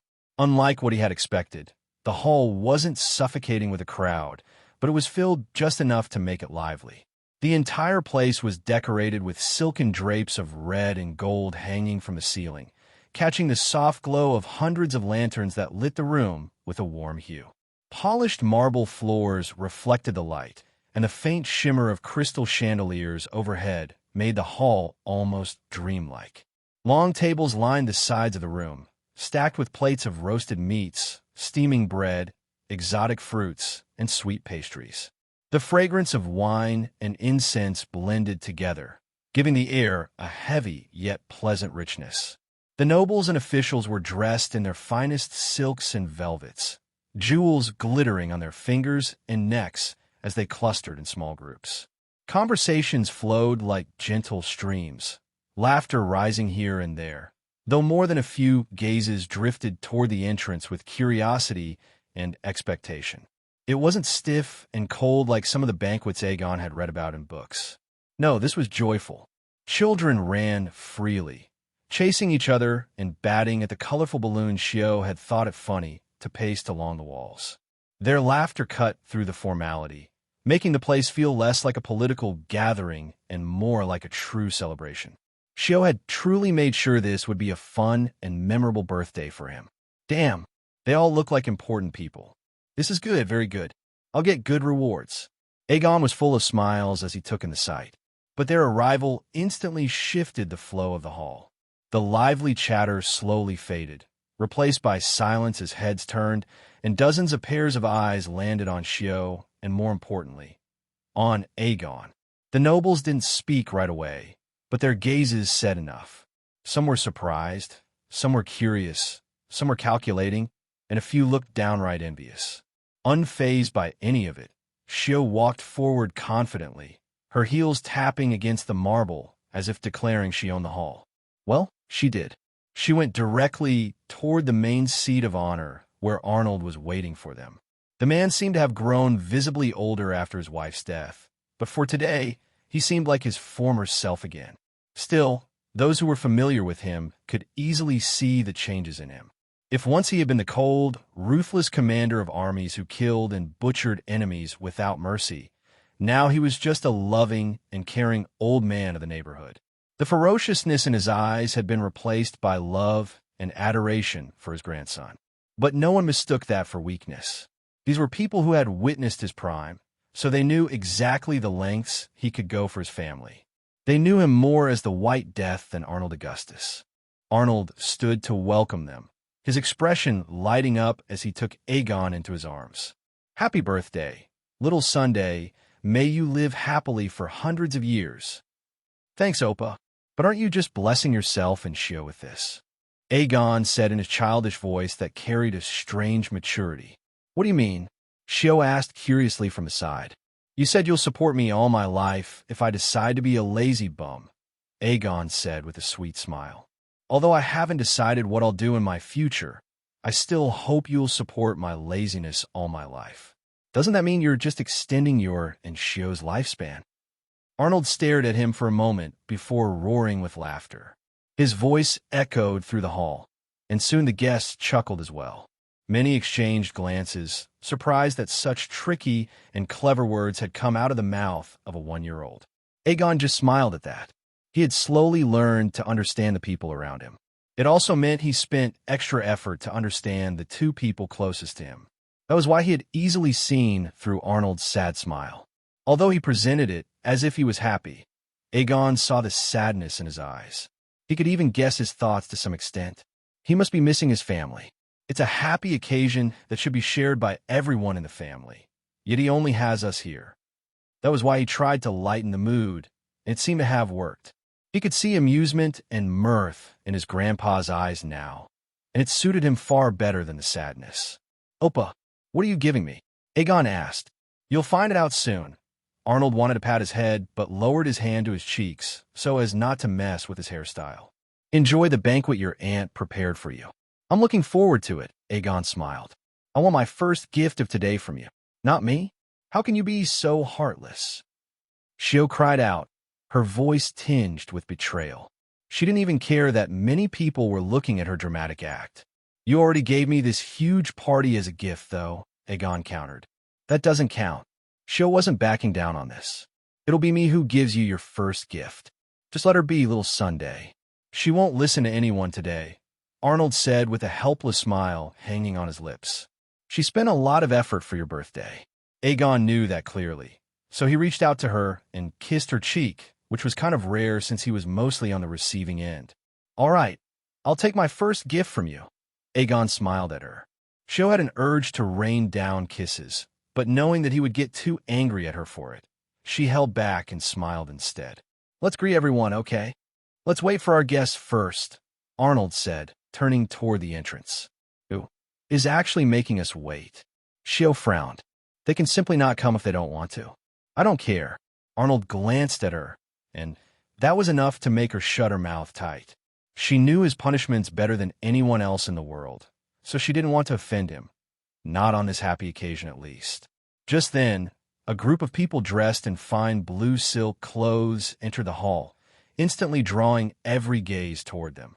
There were a total of 7 people, 4 women and 3 men, including 2 girls and 1 little boy. Most of them, aside from the adult ladies, had deep blue hair.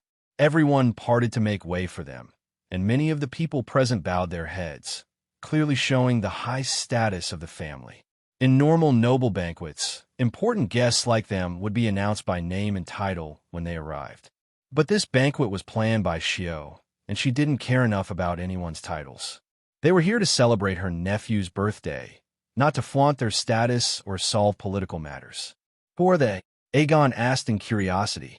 "They're from the royal family of Moonrise Kingdom." The middle-aged man at the front is Baelish, the king of Moonrise Kingdom, Shio replied in a casual tone, making Aegon dumbfounded. He turned back toward the advancing group of people and thought, a real royalty. I never expected to meet them in real life. Mine is really awesome. She even managed to invite the whole royal family. He tried to get down, which earned a raised brow from Shio. So he explained, "Shouldn't we greet him? He's the king, after all. Don't worry. You're the birthday boy. They should come to greet you." Shio didn't seem to care about their appearance at all, which made Aegon even more speechless. He knew his aunt was reckless and carefree, but to not even give a king proper respect, she really was one of a kind.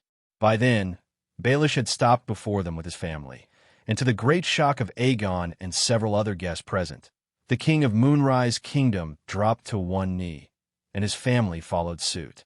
They lowered their heads, and King Baelish said, "House Randall greets Lady Chun, Lord Arnold, and young Master Aegon."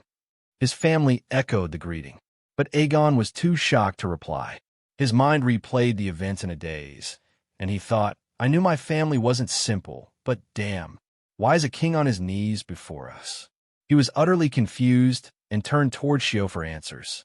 But what he saw instead was displeasure written clearly across her face. It was only when Arnold patted her head lightly that her frown eased, and she seemed to relax. She stared at King Baelish and sighed. "Why do you always have to do this? Especially in front of my nephew? He must understand the prestige of your family, milady," King Baelish said respectfully. "Besides, we also came here to ask you something. Since you have settled here, perhaps I can give back what I once borrowed from you. It is my humble request, so please consider it before replying." Would you like to take over this kingdom again? Deathly silence hung in the atmosphere as all eyes shifted towards Xiao. They awaited her answer, as it could change a lot of things for them. Most of the people present here were from the Moonrise Kingdom, and even those that weren't paid their full attention to her answer. Their future depended on her decision. Even Aegon was wondering what she would answer. As for the fact that the king himself was offering the whole kingdom to her, well, he just convinced himself that his aunt was almighty and could do anything, even if it was illogical. Uncle, how many times do I have to tell you that I'm not suitable to rule the kingdom? Xiao sighed, as she couldn't really get angry at this man. Why do you wish for its demise? It is yours rightfully, so naturally you will be the one to rule it. It is the wish of everyone in our kingdom, Baelish said, keeping a respectful tone. Besides, we will assist you, so the kingdom will also be fine. The answer is still a big no, Xiao rolled her eyes and said. It would take away my precious time with little Sunday. And that's the worst deal imaginable. Baelish stared at her before shaking his head helplessly. He knew she would refuse, but it was still worth a try. After Xiao gestured, he stood up with his family. Then, he turned towards Aegon, who was looking at him curiously, and said, Young Master Aegon, my whole family wishes you a very happy birthday. May the moon always shine upon your soul. Thank you, Granduncle. Aegon paused, wondering what he should call him. Just call him an old man. He won't mind, Xiao said, as she herself had called him that most of the time.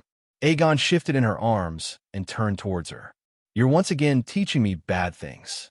Yes, my little ancestor, but bad things are also important. Learn from your aunt. Xiao spoke with a toothy grin, making one wonder if she really was the one whom the people wanted as their queen. Aegon gave her a disdainful look before turning away. It wasn't like he didn't learn from her, no. He learned most of his stuff from her, but he didn't want her reckless and carefree personality. Why? Because he had read so many novels with young masters. Wasn't his and their situation similar? They both had powerful backgrounds and were also spoiled a lot by their families. But all it did was make them arrogant pieces of shit, whom Aegon really hated. So, he always reminded himself to keep a balance between being humble and being arrogant. If he really took his aunt's personality, he might get beaten every day in the future. Alas, he loved her a lot, so her traits had already begun to influence his mind unconsciously. He's really very intelligent, Sansa, the wife of King Baelish, said while smiling sweetly at Aegon. Why don't we let the kids play? I'm sure my little ones will also enjoy his company.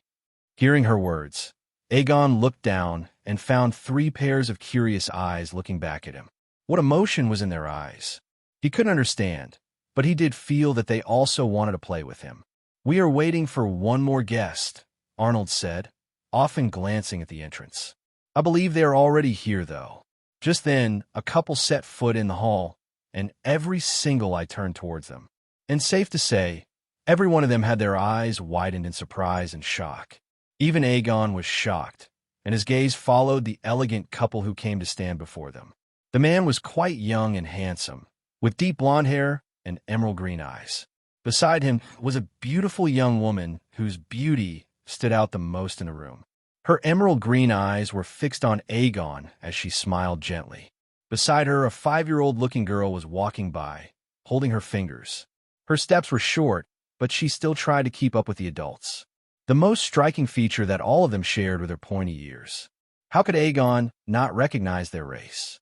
It was something so many fantasy novels used. The elves. Aegon turned his head, his eyes catching the smile playing on Arnold's face. He remembered how once he had told him that he wanted to meet elves, and his grandpa brought them here for him. He was so touched by this gesture that he wanted to jump into Arnold's arms and give him a warm hug. This family really reminded him of what he had missed in his first life and what he could enjoy now. Sigh, I really need to keep myself in check. This much love might really make me too arrogant. Greetings, Lord Arnold, Lady Xiao, and young Master Aegon. Aegon once again looked at the elves and heard his aunt say, You all are too late. I was going to start the banquet without you. Don't be angry, little Xiao. The last elf smiled, still looking at Aegon. It's my nephew's first birthday, so how could I miss it? Good.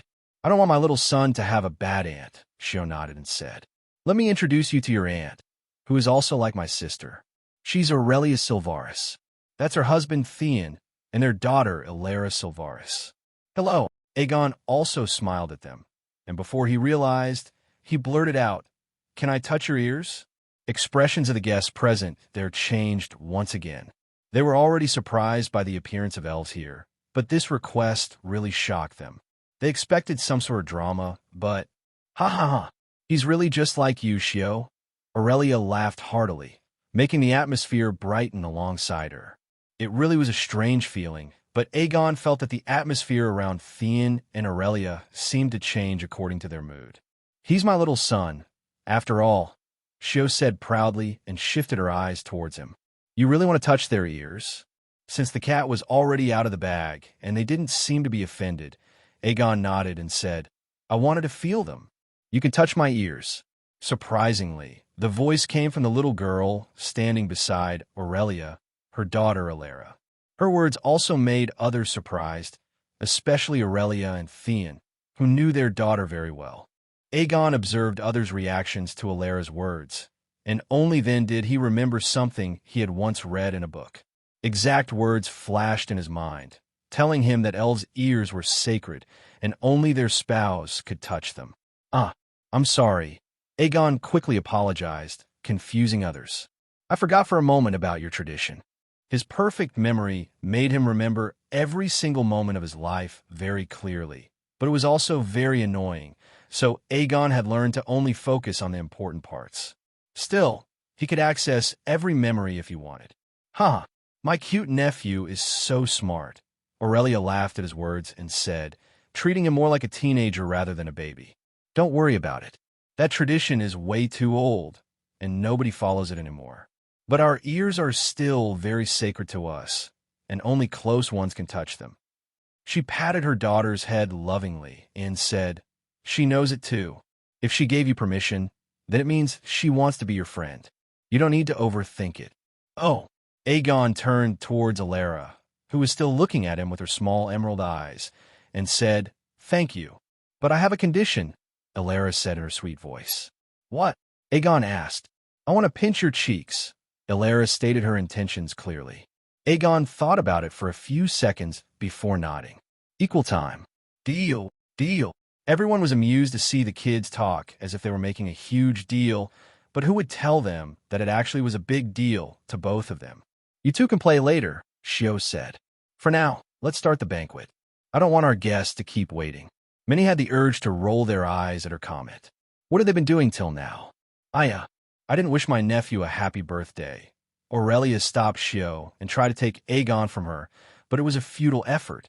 Wish him from a distance. Shio growled before she shoved the pouting Aurelia away. Theon, handle your wife. Meanwhile, Aegon's gaze still lingered on Aurelia, who smiled gently at him and mouthed her words. Happy birthday, dear. Shio's friends are weird just like her. Aegon concluded before he waved his hand at her, and also at Ilera. Then, Shio climbed the stairs but stopped midway. At first, she had planned to have the banquet on the second floor, so that the first floor was reserved for dances, but she discarded that idea later, so now everyone was below her. She cleared her throat after putting Aegon on her shoulders. She smiled and said, her voice booming through the silent hall. Welcome to the banquet, everyone. I'm glad you found time in your busy lives to attend the birthday of my dear nephew. I hope you won't be disappointed by this banquet, because it's a little lackluster compared to what nobles usually hold, but it's for a very different reason, and you know it too. Everyone was speechless hearing her speech for various reasons. First of all was simply the fact that she was giving a speech at all, and second, she was using a polite tone. As for being lackluster, that was the last thing that came to their minds upon seeing the banquet. It looked simpler, yes, but it was far from ordinary. Every single person present here was a distinguished figure in their field and place, so that alone made the banquet special. These are people one couldn't meet easily. Then, the things she had used in the banquet were also one of a kind. For example, the wines used were the most expensive ones, wines more suited for collection rather than for drinking. There were many other factors, too, like the presence of elves. If this banquet was lackluster, then all the banquets they had ever attended had been a waste. Arnold stared at his daughter and wondered which ghost had possessed her. Now, let me introduce you to the birthday boy, my dear nephew. The third young master of House Augustus, true heir of the Chun clan, prince of the Moonrise Kingdom, the last dragonborn, and the sole heir to the House Valeria, Aegon Valeria Augustus. Aegon Valeria Augustus. It was a name famous all around the world. So much so that even the demons had heard of him. The fame had nothing to do with the said person, since he was just a one-year-old baby. Everyone knew of him because of his background, and what frightened them most was the fact that he was the heir of House Valeria. Not a single person in the world didn't know of Valeria, the true dragonborn. They were the absolute top predators and also the mediators between humans and demons. Sadly, the true Valeria, the true dragonborn, were very rare as it was incredibly difficult for the bloodline to pass down. Alina Valeria was considered to be the last true Valeria, as her children and even her grandchildren didn't inherit her blood. Many people were looking for an opportunity, but it was then that they heard of Aegon Valeria Augustus, who carried the true bloodline of Valeria. This name frightened them to no end, but it was also a fact that it would be nearly impossible to even touch a hair of a true Valeria unless they themselves made mistakes and fell. That was the reason why, when some people were invited to the birthday banquet of this said legend, they didn't hesitate to put aside everything to attend it. They considered themselves lucky to be present. But it was only when Shio properly introduced him that they truly understood the sheer background this little baby possessed. Forget being a true Valeria. Every single one of his other titles alone would have put him among the top of the younger generation, and yet he had all of them. They also realized the reason why Shio had invited them. It wasn't just to celebrate, but also to warn them for the future.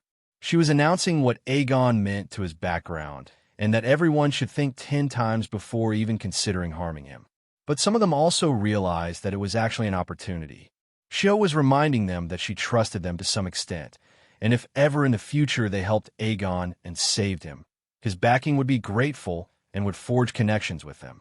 It was a threat and an offer at the same time. Even after the guests cheered and congratulated, Shio didn't go downstairs. She simply waited for the chattering to die down before she snapped her fingers, bringing the room to pin-drop silence. Aegon watched everything calmly, as he was also curious about what his aunt would do now. He also felt awkward with so much attention from everyone in the room. It was the first time for him. Now, it's time for the gifts, and as his favorite aunt, I'll be the first to give him a gift, Shio said with a smile and turned towards Aegon. So what do you want, little son? What you prepared for me, Aegon replied, since he knew she would just cancel her gift if he demanded something. All right then, here is my gift for you, Shio said, taking out a red whistle out of nowhere. Aegon took the whistle and looked at it with curiosity. The red whistle was made of strange, flexible metal, and a chain extended out of it. On the backside, he could also see a crest of a human skull held by a beautiful lotus. What's this? Considering it's from Shio, it's definitely not ordinary. Is it an artifact? Then what does it do, he wondered. Perhaps it'll give me some protection, or speed, or maybe something else entirely? While he was left in confusion, many guests had their jaws almost dropped to the ground. If this wasn't the banquet of House Augustus, they might have even shouted at Shio, asking her if she had gone insane. Even Arnold felt a headache coming after seeing the whistle. He held his face in his hand and thought, I really should have asked her first what she was giving. Disappointed in your daughter? Hearing that familiar voice near him, Arnold just sighed. Who invited you here? Get lost. That's not a nice way to greet an old friend, Arnold.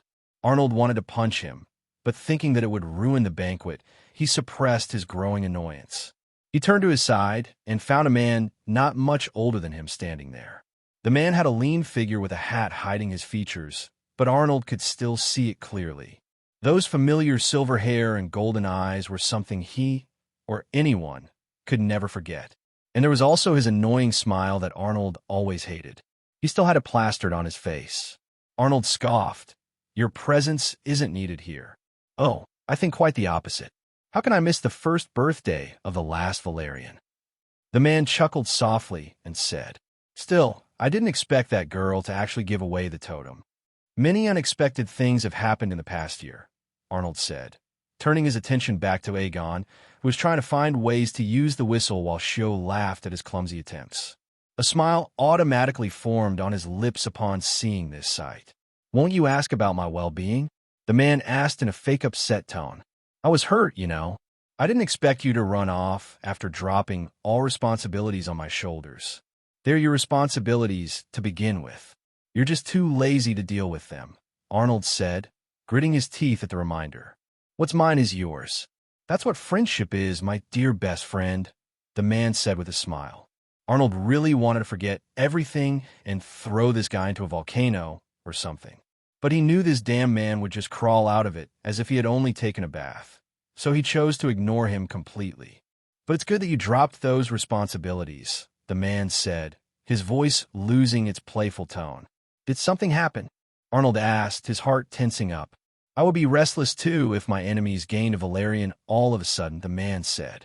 "Alina was different since she grew up in the valleys, but this one is growing up among my enemies." Arnold narrowed his eyes and then scoffed. "They can try all they want. If they dare to even come close to my grandson, I'll remind them who Arnold Augustus is." "Haha, you Augustus are all bloody insane," the man laughed and said. "Don't be tense. Your son is standing between humans and demons like the damned Frost Mountains. That brat has grown much more ruthless after you left." Arnold clenched his fists, but soon released them too. He wanted to ask more from this self-proclaimed best friend of his, but in the end, nothing came out of his mouth. "Don't think too much, old friend," the man said, patting his shoulder. "Your bloodline needs some rest too. You are needed beside him, so stay there. I'll handle the rest for you." "You?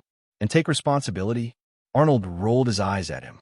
"That's the least I can do, brother," the man chuckled. Meanwhile, Aegon became more and more annoyed with the whistle, and especially with Shio. She just laughed while he struggled with the usage of the whistle. "Laugh all you want. You're just happy that there's finally something I'm not good at." Aegon really wondered who was the kid between them, because Shio certainly behaved childishly a lot. Finally, Shio stopped laughing after she had her fun of the day and said, "Put your fingers and thumb here. Only then will it work." Aegon nodded and did as she told. Taking a deep breath, he blew the whistle, which echoed in the whole banquet hall, but nothing supernatural happened as he was expecting. Just then, the shadows in the hall stirred to life and rose from the ground. In an instant, they gathered at the bottom of the stairs and took humanoid shape, with their knees down on the ground and their heads bowed deeply. Many guests shivered as the room's temperature dropped, or perhaps it was these shadows whose presence was cold enough to make these powerful people shiver in fear. Arnold and his best friend glanced at the figures and then stared at each other. They could see apprehension in each other's eyes. Aegon had grown perceptive enough to notice the tense atmosphere and the fear of the guests. Still, he didn't understand their reaction because he didn't feel anything. He just stared at the dark shadow-like figures and wondered about their identity. Aegon stared at the dark figures who had a strange red mist swirling around them. He counted around 20 of them, which made him wonder if they had just been hiding among the guests until now. "How do you like my surprise?"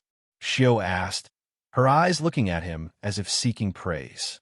"I don't know who they are or what you actually gave me. How am I supposed to judge?" Aegon answered, "But thank you. I do appreciate your efforts and will take care of this whistle for the rest of my life." He genuinely meant it. This was the first time anyone had ever celebrated his birthday and even given him a present.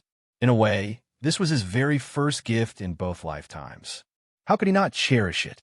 Even if she had given him something entirely useless like a wooden plank, Aegon would have cherished it as if it were the most treasured thing in the world. This was her value in his life. Of course, Shio saw through it instantly, and it made her smile even brighter. She kissed his cheeks and gushed over him. "How can you be so cute?" Aegon didn't push her away this time, even though he felt a little embarrassed. Others' opinions on him didn't matter as long as his family was happy. After all, they were the ones giving him love, not the outsiders. He had already saved thousands of outsiders in his previous life. This time, he wanted to live just for himself and his loved ones. "They're a small group I founded while I was traveling around the world," Shio said casually. "They're called Red Veil, and they're quite useful, so I'm giving them all to you. They'll follow all of your commands without any hesitation."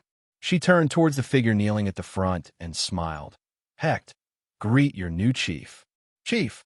All the figures spoke simultaneously. It was a simple greeting, but it made the guests shiver once again. Hecht stood up and climbed the stairs until she was standing just 2 steps below Shio, but her tall height allowed her to be level with them. She wore a skull mask, which might have scared other kids, but Aegon just looked at her with fascination.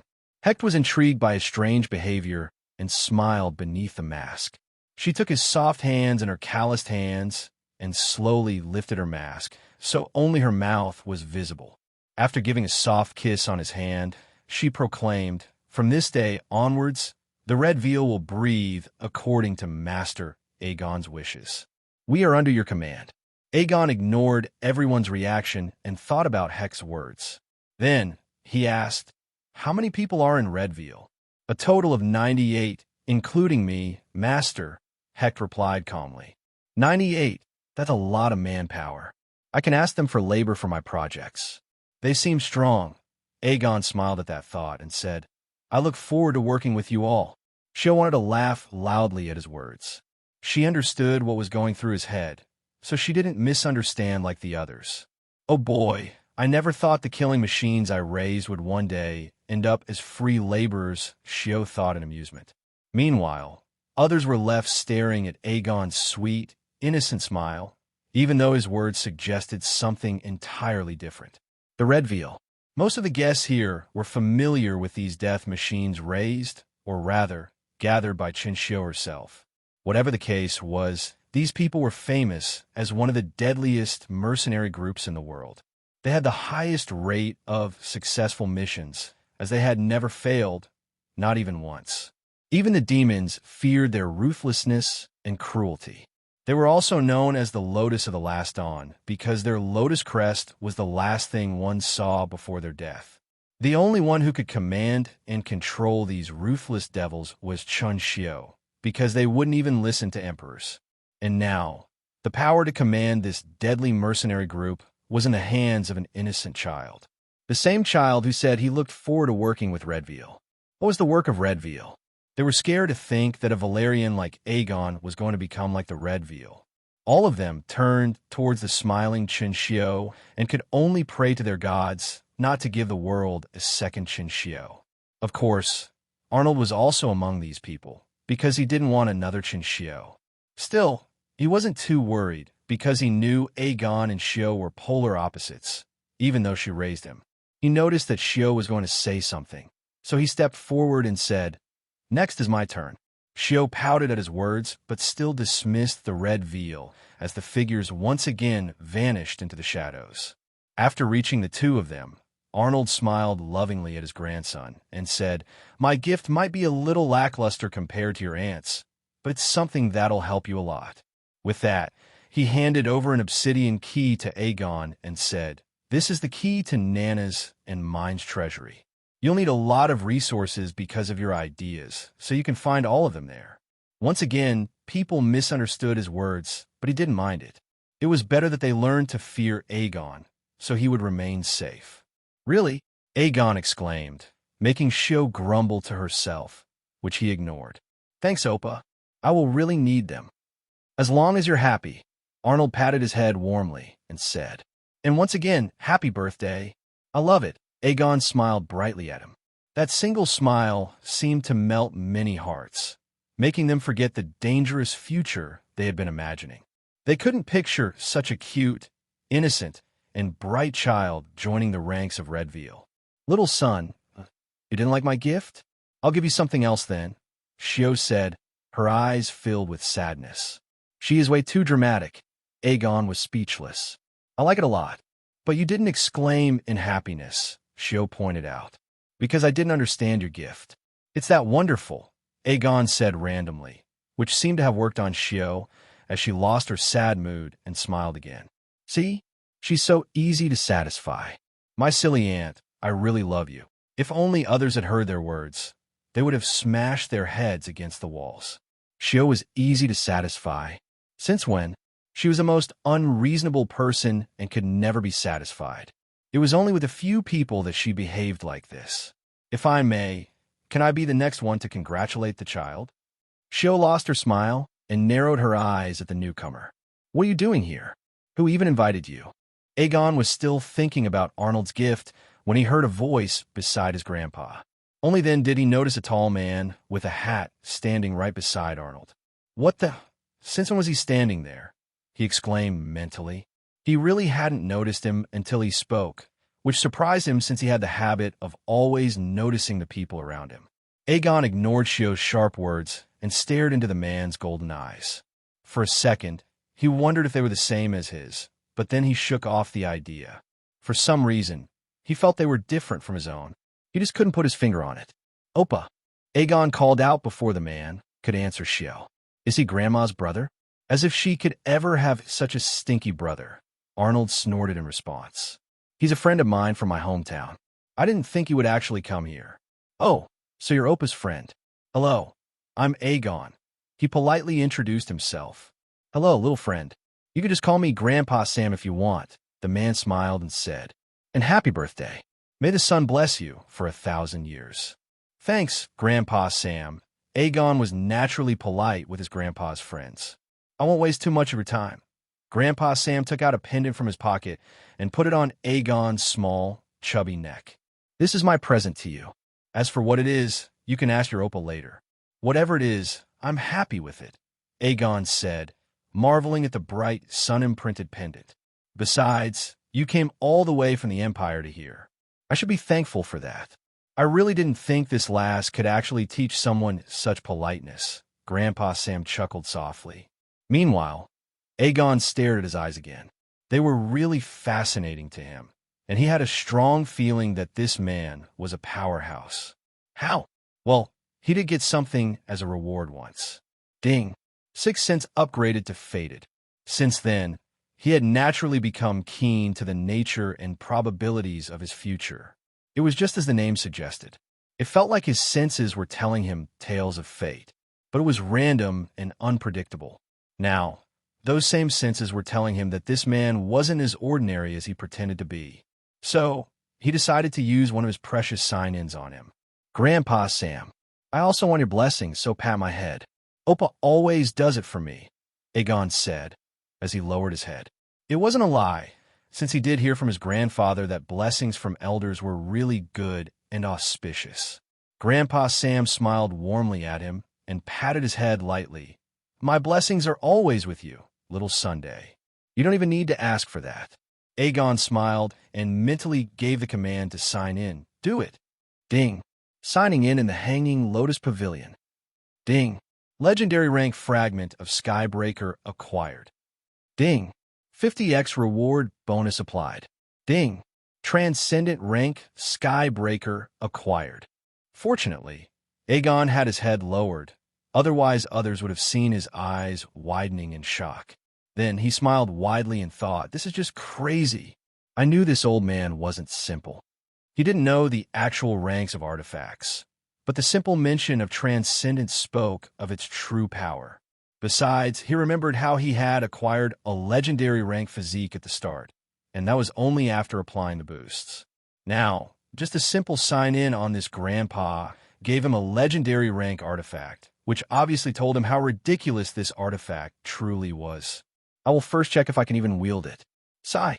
What's the point of having so many OP things that I can't even use? Whatever. I'll just wait for the day I can use them. Grandpa Sam gave him one last look before he stepped down alongside Arnold. After that, the gifting ceremony began where the guests gave Aegon lots of presents. After the display of Shio's generosity, they knew their gifts would pale in comparison, so they had to change their gifts and give something better on the spot. It could be said that they finally understood why Shio insisted on being the first to gift. She just wanted others to give better things to Aegon. But if Shio knew their thoughts, she would disagree completely, since she really wanted to be the first to gift him. Besides, if Aegon really wanted something, she would make sure he got it by any means, so their contribution didn't mean much to her. Though, she certainly was happy seeing her dear nephew being treated so well. On the other hand, Arnold had been giving strange looks to Grandpa Sam.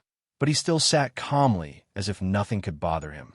Finally, Arnold couldn't hold back his curiosity and asked, "Why did you give him the pendant?" "Because I felt like it," Grandpa Sam said, making Arnold smack his back lightly. "You really don't forget to give me reasons to kill you, do you?" Arnold growled. "Relax, my best friend," Grandpa Sam chuckled and said. "I wasn't planning to give him that, but something compelled me to do it. And I trust my instincts. That child, he'll become the true son. I just want him to live a carefree life," Arnold sighed. "Becoming a son, that's too much of a responsibility. I don't want him to be burdened by it. Let him decide that. We oldies just need to watch over him," Grandpa Sam said as he turned around. "All right, I'm leaving. I need to get back before they notice my disappearance. It wouldn't look good if the court doesn't find me." "You came here without telling anyone?" Arnold asked, not even surprised. This best friend of his had always liked to run from everything, but would eventually return to them by his own will. He was a unique case even after becoming a grandfather. "No one can command me," Grandpa Sam said, his voice laced with authority. "But my disappearance will make me look weak. It's important to maintain my image." "Image my ass," Arnold rolled his eyes and said. "Then, I'll leave the borders to you." With that, he turned his focus again on the stairs, where he found the elves giving Aegon their present.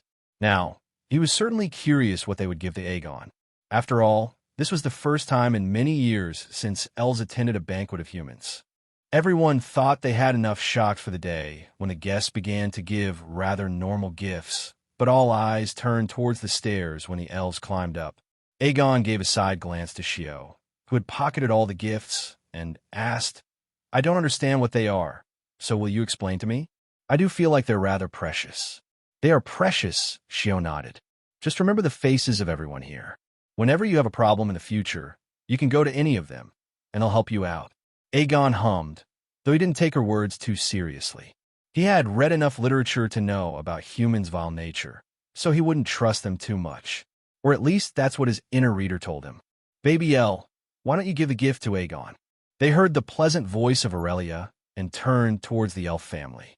They wished him again, and then all eyes turned towards the little girl standing between Theon and Aurelia. Valeria looked up at Aegon and said, "Get down. That's not how you give gifts." Aurelia scolded her daughter, while Shio snickered on the side. "Shio, let me down. I can walk," Aegon said. Shio was reluctant, but as always, she gave in to his cute puppy eyes. She scolded herself mentally for being so weak against his cuteness. "Still, I want to squish those cheeks. He looks extra cute today." Aegon straightened up after fixing his clothes properly and looked up at Alara. She was already taller than most girls of her age, and now that she stood before him, she seemed like a giant to him. She took out a crown made from dry brown wood and placed it on Aegon's head with a small smile. "Happy birthday." "Thanks," Aegon said, while wondering what the crown was, but he wouldn't be surprised if it was just a wooden crown. It came from a little girl after all. Still, it made him smile as he asked for a mirror from Shio and looked at his reflection. It was such a simple design, yet it made him look regal. He was like a little king meant to govern his own realm. How could a crown made from twigs make him feel like that? As he was admiring his appearance, he missed the stars shining in Alara's eyes. Her gaze was fixated on him as she smiled to herself. Cute. On the other hand, the guests were puzzled, as they couldn't understand why the elves would give such a simple present. There must be something hidden in the crown, they concluded. Only Shio was beaming in joy in her usual self. She gave a thumbs up to the elf couple and said, "You, my friends, have secured a place in my heart with this." "I didn't have it before." Aurelia gasped in shock. "How could you do this to me?" Theon shook his head at his wife's antics and said, "It's something we have been contemplating for a while. He's someone you're raising and is also a Valeria, so this is something he should have already." Shio smiled in response.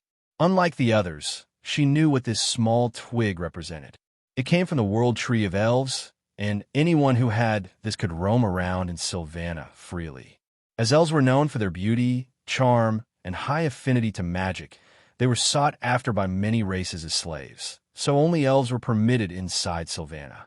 Any and all appearances of other races in Sylvana were prohibited, and there were even orders to kill on sight if the situation escalated. The elves weren't much better than Valerian in terms of reproduction, so they also had a lower population. It made them value every single member of their race a lot. The fact that Aurelia and Theon were willing to give such an important item to Aegon showed their trust in Shio and in him. It could be said that it was one of the best gifts Aegon received on his first birthday. He became one of the only people allowed to step in Sylvana legally. Meanwhile, Aegon was done admiring his looks and turned towards Alara, who stared at him intently. He raised an eyebrow, seeing her eyes, and seemed to understand her despite no words being spoken. He contemplated for a moment and then said, "You can touch them for a second." Alara's eyes brightened up, and her hands slowly went for his chubby cheeks. She hesitated for a moment before gently touching them, as if she was afraid her touch would ruin them. "So soft," she whispered to herself. "Can I continue?" "When we do our part of the deal," Aegon stated. "Then do it," Shio spoke from the sides. "The ceremony is done, so you can roam around with the kids and have some fun." "Huh? She gave me permission so easily? Well, good for me. I also want to move around a little." Aegon smiled at her and asked, "Can I show them the garden?" "As long as you don't let them destroy the flowers." Shio crouched near him and kissed his cheeks. "Take care of yourself and also of Alara." "I will. Aunt, I'm the elder one here, so I'll protect him," Alara said, pouting in dissatisfaction. "Aya, just protect each other." Aurelia patted her daughter's head and said, "Now go along. Have some fun instead of staying here with us depressing adults." Before Aegon could even say anything, Alara held his hand and said, "Do you want me to carry you? I am strong. I can do it." "No, I can walk, but thanks for the offer," Aegon replied politely. His behavior yet again surprised the crowd. They really forgot for a moment that they were looking at a 1-year-old baby. Aegon really didn't like people carrying him around, so others were also mindful of it, except one certain aunt of his who never took his words seriously. Alara tilted her head sideways, making her blonde strands shift to her forehead, as she said, "Then, let's visit your garden. We'll go through our deal there." With that, Aegon and Alara climbed down the stairs, though it certainly was a problem for Aegon, but Alara patiently accompanied him without any complaints. At the bottom, Aegon noticed King Baelish and his children, so he asked, "Can I play with them, granduncle?" "As you wish," King Baelish smiled and urged his children. "You wanted to play with the cute baby, right? Now go along. But remember that you're the elders, so you need to take care of him." "Yes, father." Just like that, the birthday boy left his own birthday banquet to play with his new friends whom he would come to cherish dearly. "It's my first time playing with others. I'm so excited." The trip to the garden was long because of his small legs, but Aegon didn't even feel like the journey was long. Alara and the others didn't let him feel that way. Even though they were kids, Aegon didn't feel like it. They were like his new friends who kept talking and made him smile so much that his cheeks might actually start to hurt. They were a bit awkward with each other since it was the first time they had met, but kids were kids. All of them quickly blended together, and before long, they were having fun together. Aside from Alara and Aegon, there were the 3 prince and princesses of the Moonrise Kingdom, the children of King Baelish. 2 of them were girls a little older than Alara, and the youngest prince was also around 4 years old. Aegon was the youngest of them, so they treated him like that, patiently waiting for him to walk on his small legs while also making sure he didn't step on anything wrong. They were like elder siblings who were willing to spoil their little brother. The elder sisters were twins named Callista and Lenara, though they called themselves Callie and Luna. The young prince was Xavier Randall, who seemed rather like a chatterbox even though he was just 4. "Oh, this flower is so beautiful," Luna exclaimed as she stared at a blooming red flower. "What is this?" "It's called dragonfly for some reason. Hope it didn't tell me why," Aegon explained. "You're in luck as it only blooms once every 6 months. I'm also seeing it only for the 2nd time." "You really know a lot," Alara said, and then she pointed at a pinkish flower that was bigger than her face. "Then what is this?" Just like that, Aegon answered their questions and also played along when they wanted to change certain flower names. All of them played around for an hour in the garden, but they were careful not to damage any flowers. Not because they were warned, but because they found them too beautiful to pluck away. For the first time in both of his lives, Aegon felt like a kid, running around with his friends while laughing and arguing along the way. Their arguments were silly, and they forgot them soon after, laughing about it again. So this is what being a kid feels like. Aegon smiled, as all of them crouched near a sprouting plant. I really missed out on a lot in my previous life, but I won't let it slip away again. I'll enjoy my childhood. All of a sudden, he smiled and said without even realizing, I hope we can play like this often. You also feel that? Me too. Luna's wide smile was contagious, and all of them ended up laughing. Me too. I have lots of toys back at home. I can bring them here, and we can play with them, Callista said in her bubbly voice. But Mom won't let us come, Xavier spoke sadly. My mom says that people can use us to harm our parents and family because we are innocent, Ilera explained like a wise sage, though Aegon certainly found her cute in that look. That is why your mom probably doesn't want you to play with outsiders. The other kids nodded their heads in understanding as their eyes shone like stars towards Ilera. They seemed to have taken her as their leader, and Aegon could see that even though Ilera was embarrassed, she was trying her best not to show it on her face. She even rubbed under her nose and said, But we are different. She'll let us play together because we come from the same circle. You can ask your mother later. Mine will definitely agree because Aunt Shio and Mom are best friends. I'll ask too. Aegon wondered if it was a good idea to teach children of their status about such things from such a young age. It would just create a mindset that they were superior to others, and that wasn't good. But he also understood their parents' words. They had been raised in this world at a higher status, so they would know the dangers well. They're Shio's friends, so they definitely wouldn't teach their kids like that. Besides, they're so innocent and sweet. Maybe I'm just overthinking because of the novels I've read. Even if they did develop a bad mindset, he hoped they would listen to him. Shaking his thoughts off, he said, We'll talk with our parents later on about this. That reminds me, were your parents? Xavier asked in confusion, which earned him a light knock on his head from his elder sisters.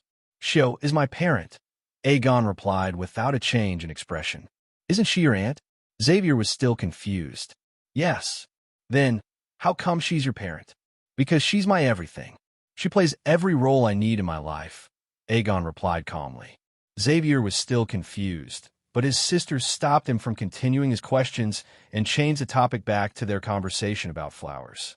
Aegon smiled at them and made a decision. Development can go to hell. I already missed my childhood last time. I won't let it happen again. Until I awaken, my focus shall be enjoying my childhood. He would still sign in daily, but he decided to put the inventions plan aside for later. He decided to focus on his childhood as he was a child and have fun. After all, in just 1 hour or so, he had so much fun that he couldn't even describe it. It was a first for him to actually feel this way, since they were the first friends he had made in both lifetimes. Whoa, a firefly. Let's catch it. Then, the 5 of them ran behind a firefly with heartfelt, innocent smiles on their faces. The banquet was in full boom as the guests mingled with each other, and some even offered toast to Arnold. Nobody tried to do that with Shio because of her reputation. She was standing alone on the sides when the shadow underneath her ear grew darker, and she smiled all of a sudden. She then sipped her wine and went towards Arnold, since Baelish, his family, and the elves had taken their seats together. When they turned towards her, she said in suppressed excitement, My plan is successful. Every pair of eyes turned towards Shio as they wondered what she meant, but one of them smiled as if realizing the hidden meaning behind her words. The hall quieted down for them, the flickering glow of lanterns painting soft light across their thoughtful faces. So, why did you arrange this banquet? Arnold asked, his tone calm, but with a faint curiosity. He had a hunch her plan was related to this banquet, yet he wanted to hear it from her own lips. Although Shio was pretty reckless, she always had some reasons for her actions, even if those reasons ended up sounding like nonsense to him most of the time. Still, he knew her well enough to expect something deeper buried underneath. Huh, you're really my best friend. Aurelia laughed and glanced at the others, who were still wearing expressions of mild confusion. She arranged this banquet for Aegon. Isn't that obvious? Theon asked, raising a brow as if it were the most natural thing in the world. No, you still don't understand. Aurelia smiled, her voice soft. Ever since he was born, Aegon has been interacting with no one but adults. Even if my dear best friend likes to act childish, she's still an adult. And for someone like him, who has a mind inherited from his mother, it isn't a good thing. A look of realization flashed in their eyes as Shio leaned forward, adding, he learns and adapts fast, so if he's surrounded by adults, he'll just adapt to that lifestyle. This is the reason he is so sensible despite being so young. He only saw the adult world from the very beginning, and no child should carry that weight so early. Yup, I also faced quite a similar problem with Elle, Aurelia admitted, her shoulders relaxing as she spoke more openly. A child is heavily influenced by the environment he or she grows up in, and it's especially true for our children. While Elle doesn't have a big brain like Aegon, her emotional intelligence has been high since birth, and growing up in the royal palace wasn't good for her. And what did you do to solve it? Sansa, Baelish's wife, asked, leaning forward slightly. She was very curious about the upbringing of these special children, and her voice carried the kind of eagerness only a mother could have. I escaped the royal palace and tried to give her a normal life. Aurelia shrugged her shoulders, though her eyes carried traces of lingering regret. But it was already quite late. She began to understand her situation better, so she was very cautious around other kids. She never played freely with anyone. Even when she smiled, it was measured. That's your fault, though, Shio pointed out, blunt as ever. You told her about the politics too early without considering how it would impact her mind. I still regret it to this day, okay? Aurelia sighed, the lines of worry on her face softening into guilt. But I didn't want her to fall victim to their schemes. The world thinks elves are innocent creatures, but only we know how deeply corrupted they are. She's my first and probably the last child. I don't want her to end up being a pawn in their games. Theon rubbed her back gently, his thumb brushing comfort into her tense shoulders. That's why Elle understands you so much. You just told her that at the wrong time. Nothing else. Aurelia nodded quietly and turned to her sides, her gaze softening as it drifted in the distance. Fortunately, it seems Shio learned from my failures and decided to do this before it's too late. She showed Aegon what he's missing. If he didn't like it, like what happened with Elle, then he would have shown it. But it's clear he's loving it. She smiled faintly, her eyes moist with a mother's joy. And I'm grateful for that.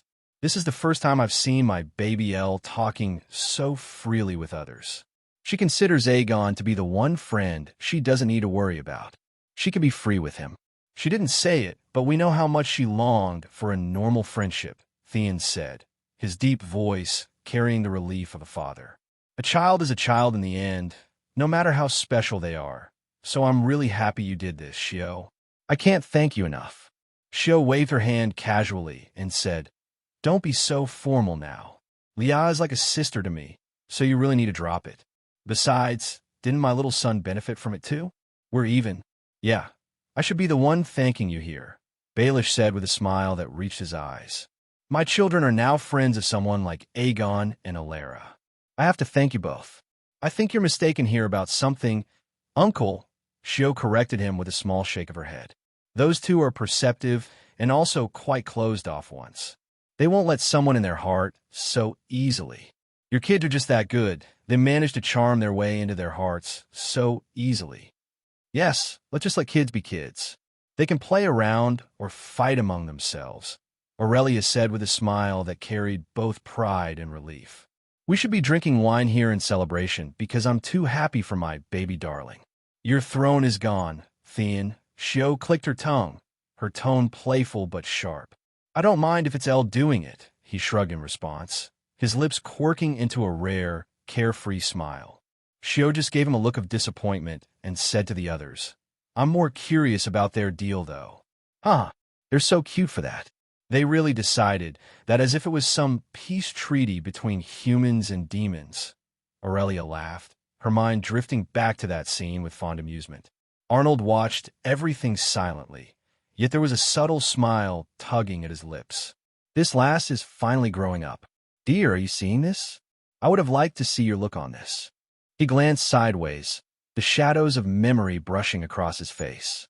Even though she's gushing over him as if she'll spoil him rotten, she's thoughtful and takes care of the minimal things that'll affect his growth. His lips curled up with quiet relief. He will grow up just fine. You can rest assured and be in peace. Before long, the banquet came to an end, and people began to leave after paying one more visit to the head table. It was also then that the children's party came back from their endeavors. Aegon was sleepy after running around so much, and anyone could see that, but he still kept smiling and trying to keep up with others' enthusiasm. Shio noticed it quickly and picked him up against his protests. "Shut up, little Sunday. I'm not letting you down." Aegon rolled his eyes and dropped the protests, puffing his cheeks slightly. Indeed, if she decided something, then who could argue? "Say bye to your new friends," Shio said with a smile, her eyes curving warmly as she brushed a strand of hair away from his forehead. "About that, Shio, can I play more with them in the future?" Aegon asked, tilting his head and peeking at her with hopeful eyes, even though he already knew the answer. "Why, of course. They're your friends now, so treat them good, okay?" Shio replied with a teasing smile, tapping his nose lightly. "I will." Aegon's face brightened. "They are my friends." All of a sudden, all the guests stopped in their tracks as they began to look around in confusion mixed with fear. Brows furrowed, shoulders tensed, and hushed murmurs filled the air. Arnold raised his head, his expression unreadable as he muttered to himself. "She's getting excited, huh?" The children couldn't sense anything, so they didn't understand the adults' reactions. But since all of them had gotten permission from their parents, they were very happy, clapping their hands and bouncing with energy. On the other hand, Aegon felt something warm in his chest and thought, did I eat something wrong? His brows knitted for a second before quickly loosening again. However, something else made him forget the problem as he thought, wait, I completely forgot about my second sign-in. I almost missed such an opportunity. He turned towards Alara, eyes sparkling with sudden excitement, and called out, "Elle, we have a deal." "I remember." Alara bobbed her head up and down cutely. "But I thought you were tired, so I didn't say anything." "Let's do it," Aegon said eagerly before turning toward Shio, his hands already reaching forward as if to break free. "Can you let me down for this? I'll return soon." "This rascal," Shio chuckled, shaking her head, and placed Aegon back on the floor. Then, the two kids ignored others and approached each other. Aegon was the first to speak, his eyes narrowing in mock seriousness. "You can squeeze my cheeks for 10 seconds. "Okay." Alara's lips curved into a wide smile, her eyes lighting up as if she had been waiting for this moment. For some odd reason he couldn't understand, Alara was too excited about pulling his cheeks. Why were her eyes sparkling so much? He couldn't understand, but he put his face forward, cheeks puffing slightly, and soon felt two soft hands caressing them lightly. Then, the fingers squished his cheeks softly as if afraid it would hurt him. Even though Aegon said it would just be 10 seconds, he ended up giving double of it to Alara, his gaze flickering with amusement as she focused intently. After she withdrew, it was his turn, so Alara crouched down, her ears twitching faintly, so that he could feel them better. As his fingers rubbed the soft skin of her ear, he thought, wow, they're softer than mine and feel so good. I could do this for eternity. His expression softened, almost dazed with comfort. He really didn't think he would one day end up loving someone's ears. Before he could fall into comfort, he remembered his other goal and thought. Sign in. Ding. Signing in the Hanging Lotus Pavilion. Ding. High grade Wood Affinity acquired. Ding.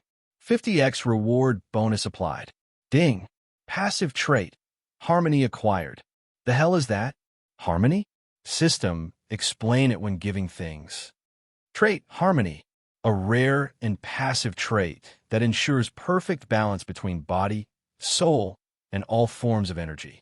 Contradicting affinities such as fire and ice no longer clash, but coexist in seamless equilibrium.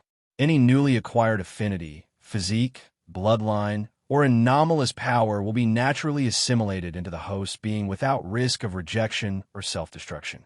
Internal harmony extends to body and soul. allowing the host to cultivate multiple paths simultaneously without instability. Effect: the host will always remain in a state of perfect harmony, no matter how bizarre, conflicting, or overwhelming the powers they obtain may be. What the you can do this? Also, what is that description?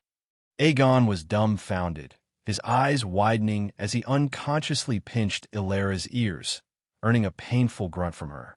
He quickly came back to his senses, face paling, and said, his voice tinged with panic and worry, "I am sorry. I didn't mean to. Shit. Idiot. Aegon, you're an idiot. You made your first friend cry on the first day. Stupid." His hands trembled slightly as his thoughts spiraled. Aegon was really scared and began overthinking. Illyra was his first friend, and he really didn't want to hurt her. Seeing her pained look, he felt hurt and got scared that she might leave their friendship. Shadows of his parents passed through his mind as they left him in the darkness of the hospital, never to come back. His lips trembled faintly. "I'm fine." He heard the pleasant voice and found Illyra hugging him, her cheeks brushing his shoulder as she whispered, "You didn't hurt me. It was just a light pinch, and it's perfectly fine among friends." She separated and smiled at Aegon, her expression soft, "So, don't worry about it." "Yes, if you want you can pinch me," Callista said with a giggle as the three kids also came over, her eyes curved playfully. "Don't cry, little Gon." Luna patted his head gently, her innocent eyes full of worry. Illyra said she's fine. "My mom says my ears are cute, so you can pinch mine if you want," Xavier offered with a proud grin, and hearing his words, Sansa smiled helplessly. Aegon felt overwhelmed with their concerns, his eyes shimmering, and didn't even realize when he ended up smiling. Sho patted his head and said softly, her gaze tender, "Nobody is leaving you, little guy. Mistakes like these aren't enough to break bonds. And if they are, then those bonds were never worthy to begin with." Aegon's eyes shook as he looked down, his lashes trembling. He couldn't understand how his aunt easily saw through him, even though others thought otherwise. Stop overthinking and join them. They're your friends, remember? It's not good to make them worry. Aegon took a deep breath, steadied his little fists, and said, "Yes, they're my friends. My friends." He smiled widely, eyes shining again, and shouted, "Let's play all together again, guys." A loud explosion shook the entire Mooncrest mansion, alarming every single maid. But they didn't seem too surprised as this had become a daily occurrence by now. They simply continued with their work, unfazed, knowing someone else would take care of this matter. They had grown used to their young master's strange actions that always resulted in something bizarre. Smoke rose from one of the silver spires as two young boys stumbled out, coughing their lungs out. Their faces were covered in black soot, and their clothes were half torn. With a swoosh of wind, the smoke dispersed as if it had never been there, and a woman in her mid-20s walked out from the side of the spire. Her honey-brown eyes fixed on the two boys, and under her gaze they instantly straightened up. The older one among them was 8 years old while the younger was just 5. These little troublemakers lowered their heads, pretending to look ashamed of their actions, but Xion knew it was all just an act. She rolled her eyes at them. Shame? And these two? Such a thing didn't exist. But no matter how much she wanted to scold them, their cute and innocent expressions always slipped past her defenses. They really had a way of breaking through her guard. Still, she steadied her will and asked, "What are you two doing here when it's clearly little son's awakening day?"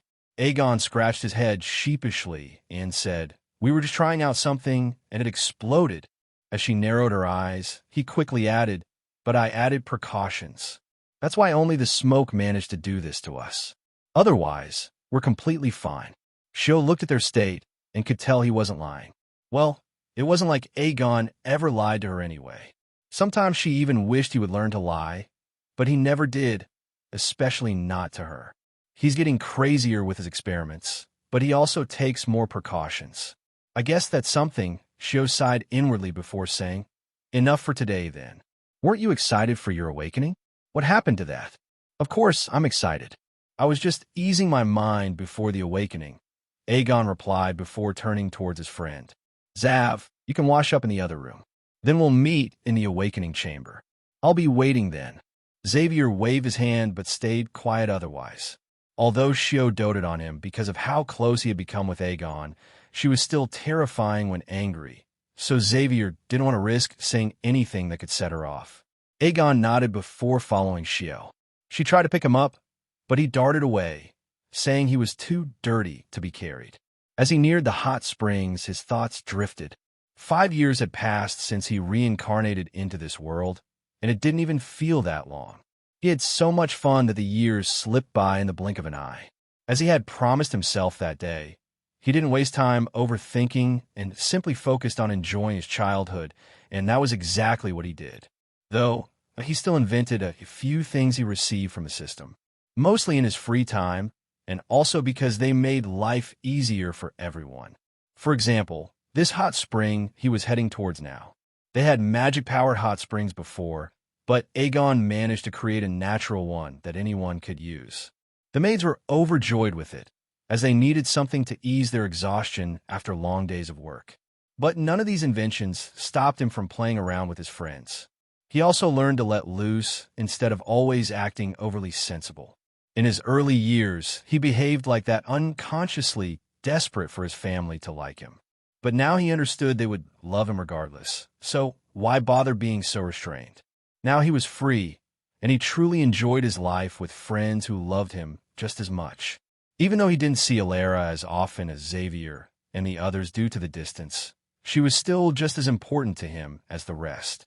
But now I need to think about my future. He hadn't forgotten his true goal just because he was having fun in this second childhood. He still wanted to explore the world, to experience everything this life could offer. For that, he needed strength. His grandpa would never allow him to leave the mansion otherwise. And the journey toward that strength would begin today with his awakening. The awakening is the most important part because it decides the path one will walk on, Aegon thought as he stepped into the hot springs. But before he could relax, a rush of wind blew against him, and he sighed. Shio had picked him up and was already scrubbing his face and hair. He let her be. After a few minutes of her thorough cleaning, they finally sat together in the steaming water, feeling their nerves unwind. "Your company has become a sensation even in other kingdoms," Shio said, closing her eyes as she soaked in the warmth. "Everyone wants to meet the mysterious owner and inventor of all these miraculous things." Aegon was left speechless. That company wasn't even his idea. It was something Shio opened because she wanted the world to see his supposed greatness. It started with soaps, then expanded to other things he developed over time, like these hot springs. Soon, it became well known throughout the Moonrise Kingdom, which remained mildly cold for most of the year. One of the reasons for its success was simple. Aegon's inventions targeted both commoners and nobles. Like the soaps, some were made with rare ingredients and sold at high prices for the nobility. But many were made with simple, common materials, making them cheap and affordable for ordinary people. Since Aegon didn't really care about profit, he allowed them to be sold at low prices. That was why his company became so famous. It satisfied everyone. Of course, Aegon wasn't naive. He knew it wasn't really so simple, but Shio never let him worry about the complicated side of things. She only told him what he needed to know while she managed the rest. In truth, without her help, his company wouldn't have succeeded at all. She was truly the pillar of his existence. "I don't want to meet anyone." Aegon really didn't want anyone to know that he invented all those things. It wasn't like he wanted to be low-key like those protagonists who always hide their strength. The reason he wanted to keep a low profile was because he wanted to explore the world, and it would be annoying to have everyone recognize him everywhere he went. Wait, that's exactly what being low-key is. I'm dumb. As for being recognized, that's easily solved with a mask or something. "You don't need to," Shio said with a smile. "Anyways, since we're going to the awakening after this, let's revise your knowledge. I know you have a good memory, but I want to check if I've forgotten to tell you something. Awakening is a very important stage, so we shouldn't be careless about it."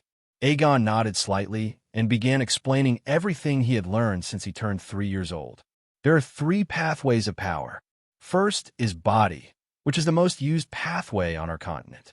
It includes using the body's essence, like blood essence, to cultivate strength and make the body more powerful. It is basically to refine ourselves with our own essence. He clenched his fists and continued. Everything has essence in this world. It just depends on whether we can use it or not. It's just that the body's essence is the easiest to use since it's ours. So even those who have no talent can use body cultivation as long as they have enough willpower. What does willpower do in this? Shio asked. Body cultivation involves torturous training methods, so one needs great willpower to endure all of that in order to succeed, Aegon answered calmly. Good. What is the ranking system for it? Shio asked again. There are a total of 9 ranks for body cultivation, and for easier understanding, it's simply named in numbers. From rank 1 to rank 9. In the initial ranks, one strengthens various parts of the body like tendons, muscles, skin, bones, and so on. Then, they can even use it to coat weapons and fight even more ferociously. In the later stages, they can summon their essence outside of the body and perform techniques matching those powerful spells. Indeed, they're physically strong and can even tank spells if they're not too powerful. Although it's a path that's looked down on compared to others because of how common it has its own advantages. Shio smiled in satisfaction. Continue with the next pathway. Aegon considered his words for a moment before speaking. The next pathway is mana cultivation, or simply magic. This one covers many things, so it's hard to define it in simple words. If I have to say, then it's using the world's essence to project our desires into the world. But there are many factors that play a part in this, such as, first is talent. If one doesn't awaken their mana, core, and magic circuit during their awakening, they cannot become a mage. Then, there are also affinities to different aspects of reality, like simple elements such as ice and fire, or strange concepts like cutting or even breathing. All of these play a role in deciding how strong a mage is. Shio looked proudly at her nephew and said, You explained it well. I agree it's confusing, but you understand it, and that's all that matters. Magic is bizarre and the most complicated of all 3 pathways, which is why it's said that even if you have talent, it's not certain you can become a mage. Explain how it's ranked. Ranking is actually easier in mana cultivation since it involves seeing how many essence stars one has formed in their mana core. That's how it goes from 1 star to 9 star, depending on the number of essence stars. Yup, but remember that it isn't everything. A mage's power depends on their knowledge and the rank of the highest spell they can cast. Shio raised her hand as warm water slipped beneath her fair arm. All right, explain about the last one. The last one is soul cultivation, Aegon replied, as he also played with the warm water. It's the most confusing pathway because it's hard to explain its working to someone who doesn't follow that path. I only know that it involves the soul, and one can only walk on this pathway when they awaken their soul sea. What is the soul sea? I'm not too familiar with it, because there were only a few books on it in the library. I only know that it's an ethereal inner space inside us, and it's the origin of our spiritual aspects like memories, consciousness, and willpower. He paused for a moment before adding, Unlike with mana cultivation, one can awaken their soul, see if they encounter some good opportunities. But the best situation is still to awaken the soul sea during the awakening. I'm not sure how it's cultivated, but I know it's tough to advance in soul cultivation, and it's ranked with steps like 1 step, 2 step, and so on. As for its highest rank, I don't know about that. My baby boy is so smart. Shio pinched his cheeks, earning a glare from her nephew, which she casually ignored. Now, tell me its examples. This one's a simple question, Aegon said, escaping her clutches. Runemaster, Enchanter, Beastmaster, things like that. All of these occupations require one to be a soul cultivator to truly excel. Mages can replicate some effects at lower levels, but that's it. Wonderful. Shio appeared near him in an instant and began patting his head. All of your answers are correct, and you get a tight hug from me as a reward. Before Aegon could even say anything, she hugged him tightly, making him scream mentally, Ag! Have some shame, you crazy Shio. Once they finished their bath, Shio helped Aegon dress up, which only included a light black robe, since he was going for the awakening ritual. Then, she took him to the eastern courtyard where his awakening would take place. "Do you know how awakening happens?" Shio asked on the way. "We use the awakening liquid to stimulate the body, which results in the awakening," Aegon said, "though I'm still unsure how that awakening liquid is formed. It's formed with various herbs mixed with specific techniques and many other things that I can't be bothered to remember," Shio said nonchalantly. "Anyways, good luck with your awakening. My little son will leave everyone speechless with his awakening." "I hope so." Aegon truly wished for a good awakening, and he already had plans for it. The eastern courtyard was open from the rooftop, with 4 giant obsidian walls protecting it from outside threats. Aside from a small puddle of silver water at the center, the whole courtyard was empty and paved with pristine white marble that gleamed faintly under the sunlight. Aegon didn't know why it was built like this, but he knew it was incredibly durable and had countless rune formations engraved into the walls and buried underground. He had rarely come here in the past because there wasn't much that interested him aside from the obsidian walls themselves. But today was different. The courtyard wasn't empty anymore. A couple of people were already present, including his family, his friend, and their mothers, Aurelia and Sansa. Their fathers were obviously too busy with their duties to attend his awakening, but at least they had come, and that mattered. It was a big day for him, after all. He had also visited the royal palace when Xavier's awakening took place, wanting to give his friend mental support. In the end, Xavier had awakened as a mage with a high-grade affinity of the light element. That had been an incredible moment. Now it was his turn.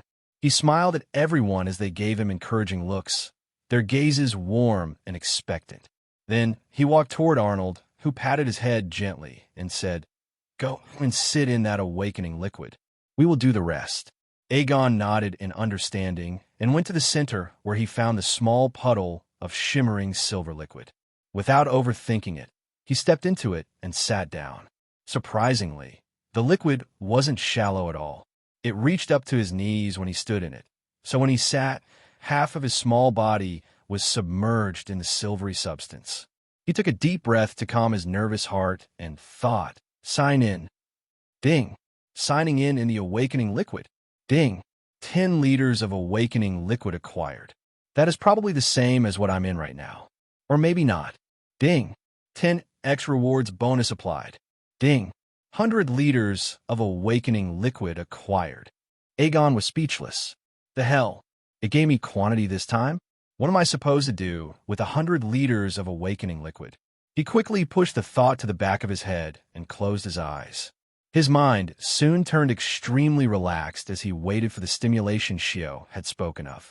He heard footsteps nearing him and the low murmurs of his grandpa's voice close by. Still, he didn't open his eyes, considering it part of the ritual. Shio had told him that the only thing he needed to focus on was keeping a calm, relaxed mind at the start. And that's exactly what he did. Soon, the liquid around him began to boil, yet he felt little heat from it.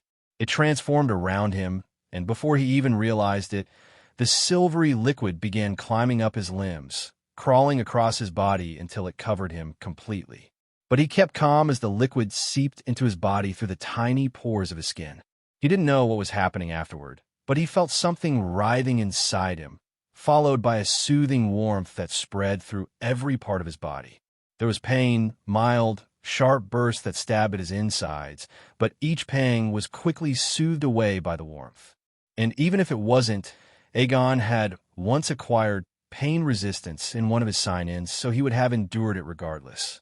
The process continued for several minutes as the liquid inside him traveled through his body, searching for something. Wherever it passed, Aegon felt cracks, like blocked tunnels bursting open.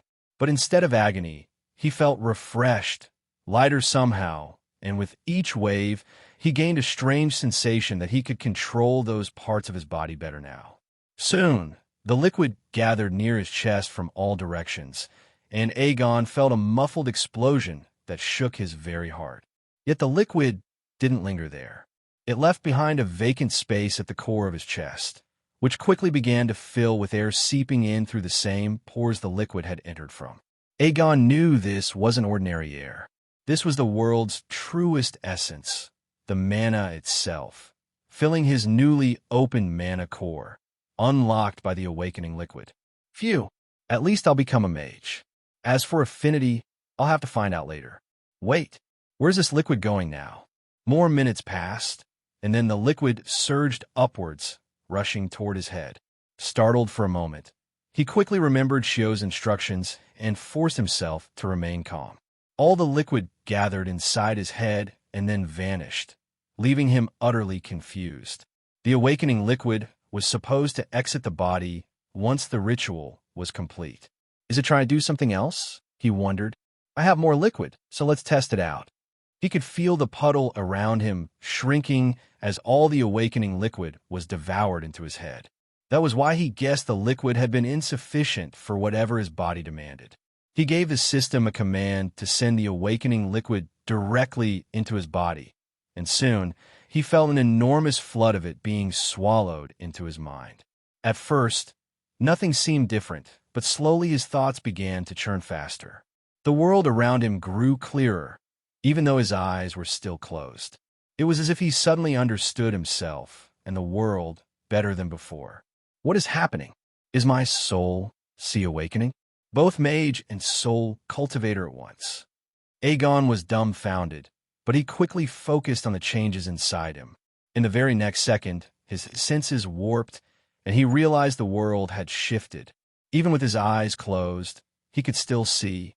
But the sight before him wasn't the eastern courtyard, nor did he see the familiar faces of his family and friends. Instead, he found himself standing in a completely different realm beneath a vast, starlit sky. Two enormous crimson moons loomed above, almost as if they were hugging each other in an eternal embrace. All around him stretched a boundless ocean of clear blue water. The air itself was damp and clung to his skin, as though the world was alive and pressing against him. Is this my soul's sea? Aegon thought as he looked around in awe. Just as he turned, he spotted a giant island not far from him, though a thick mist blurred its outline. Even as he walked across the surface of the water, no matter how many steps he took, the distance between them never seemed to lessen. Is it because I'm too weak right now? Aegon raised his hand, staring at it, and thought, but then why am I getting this feeling that I can do anything here? As if I'm invincible.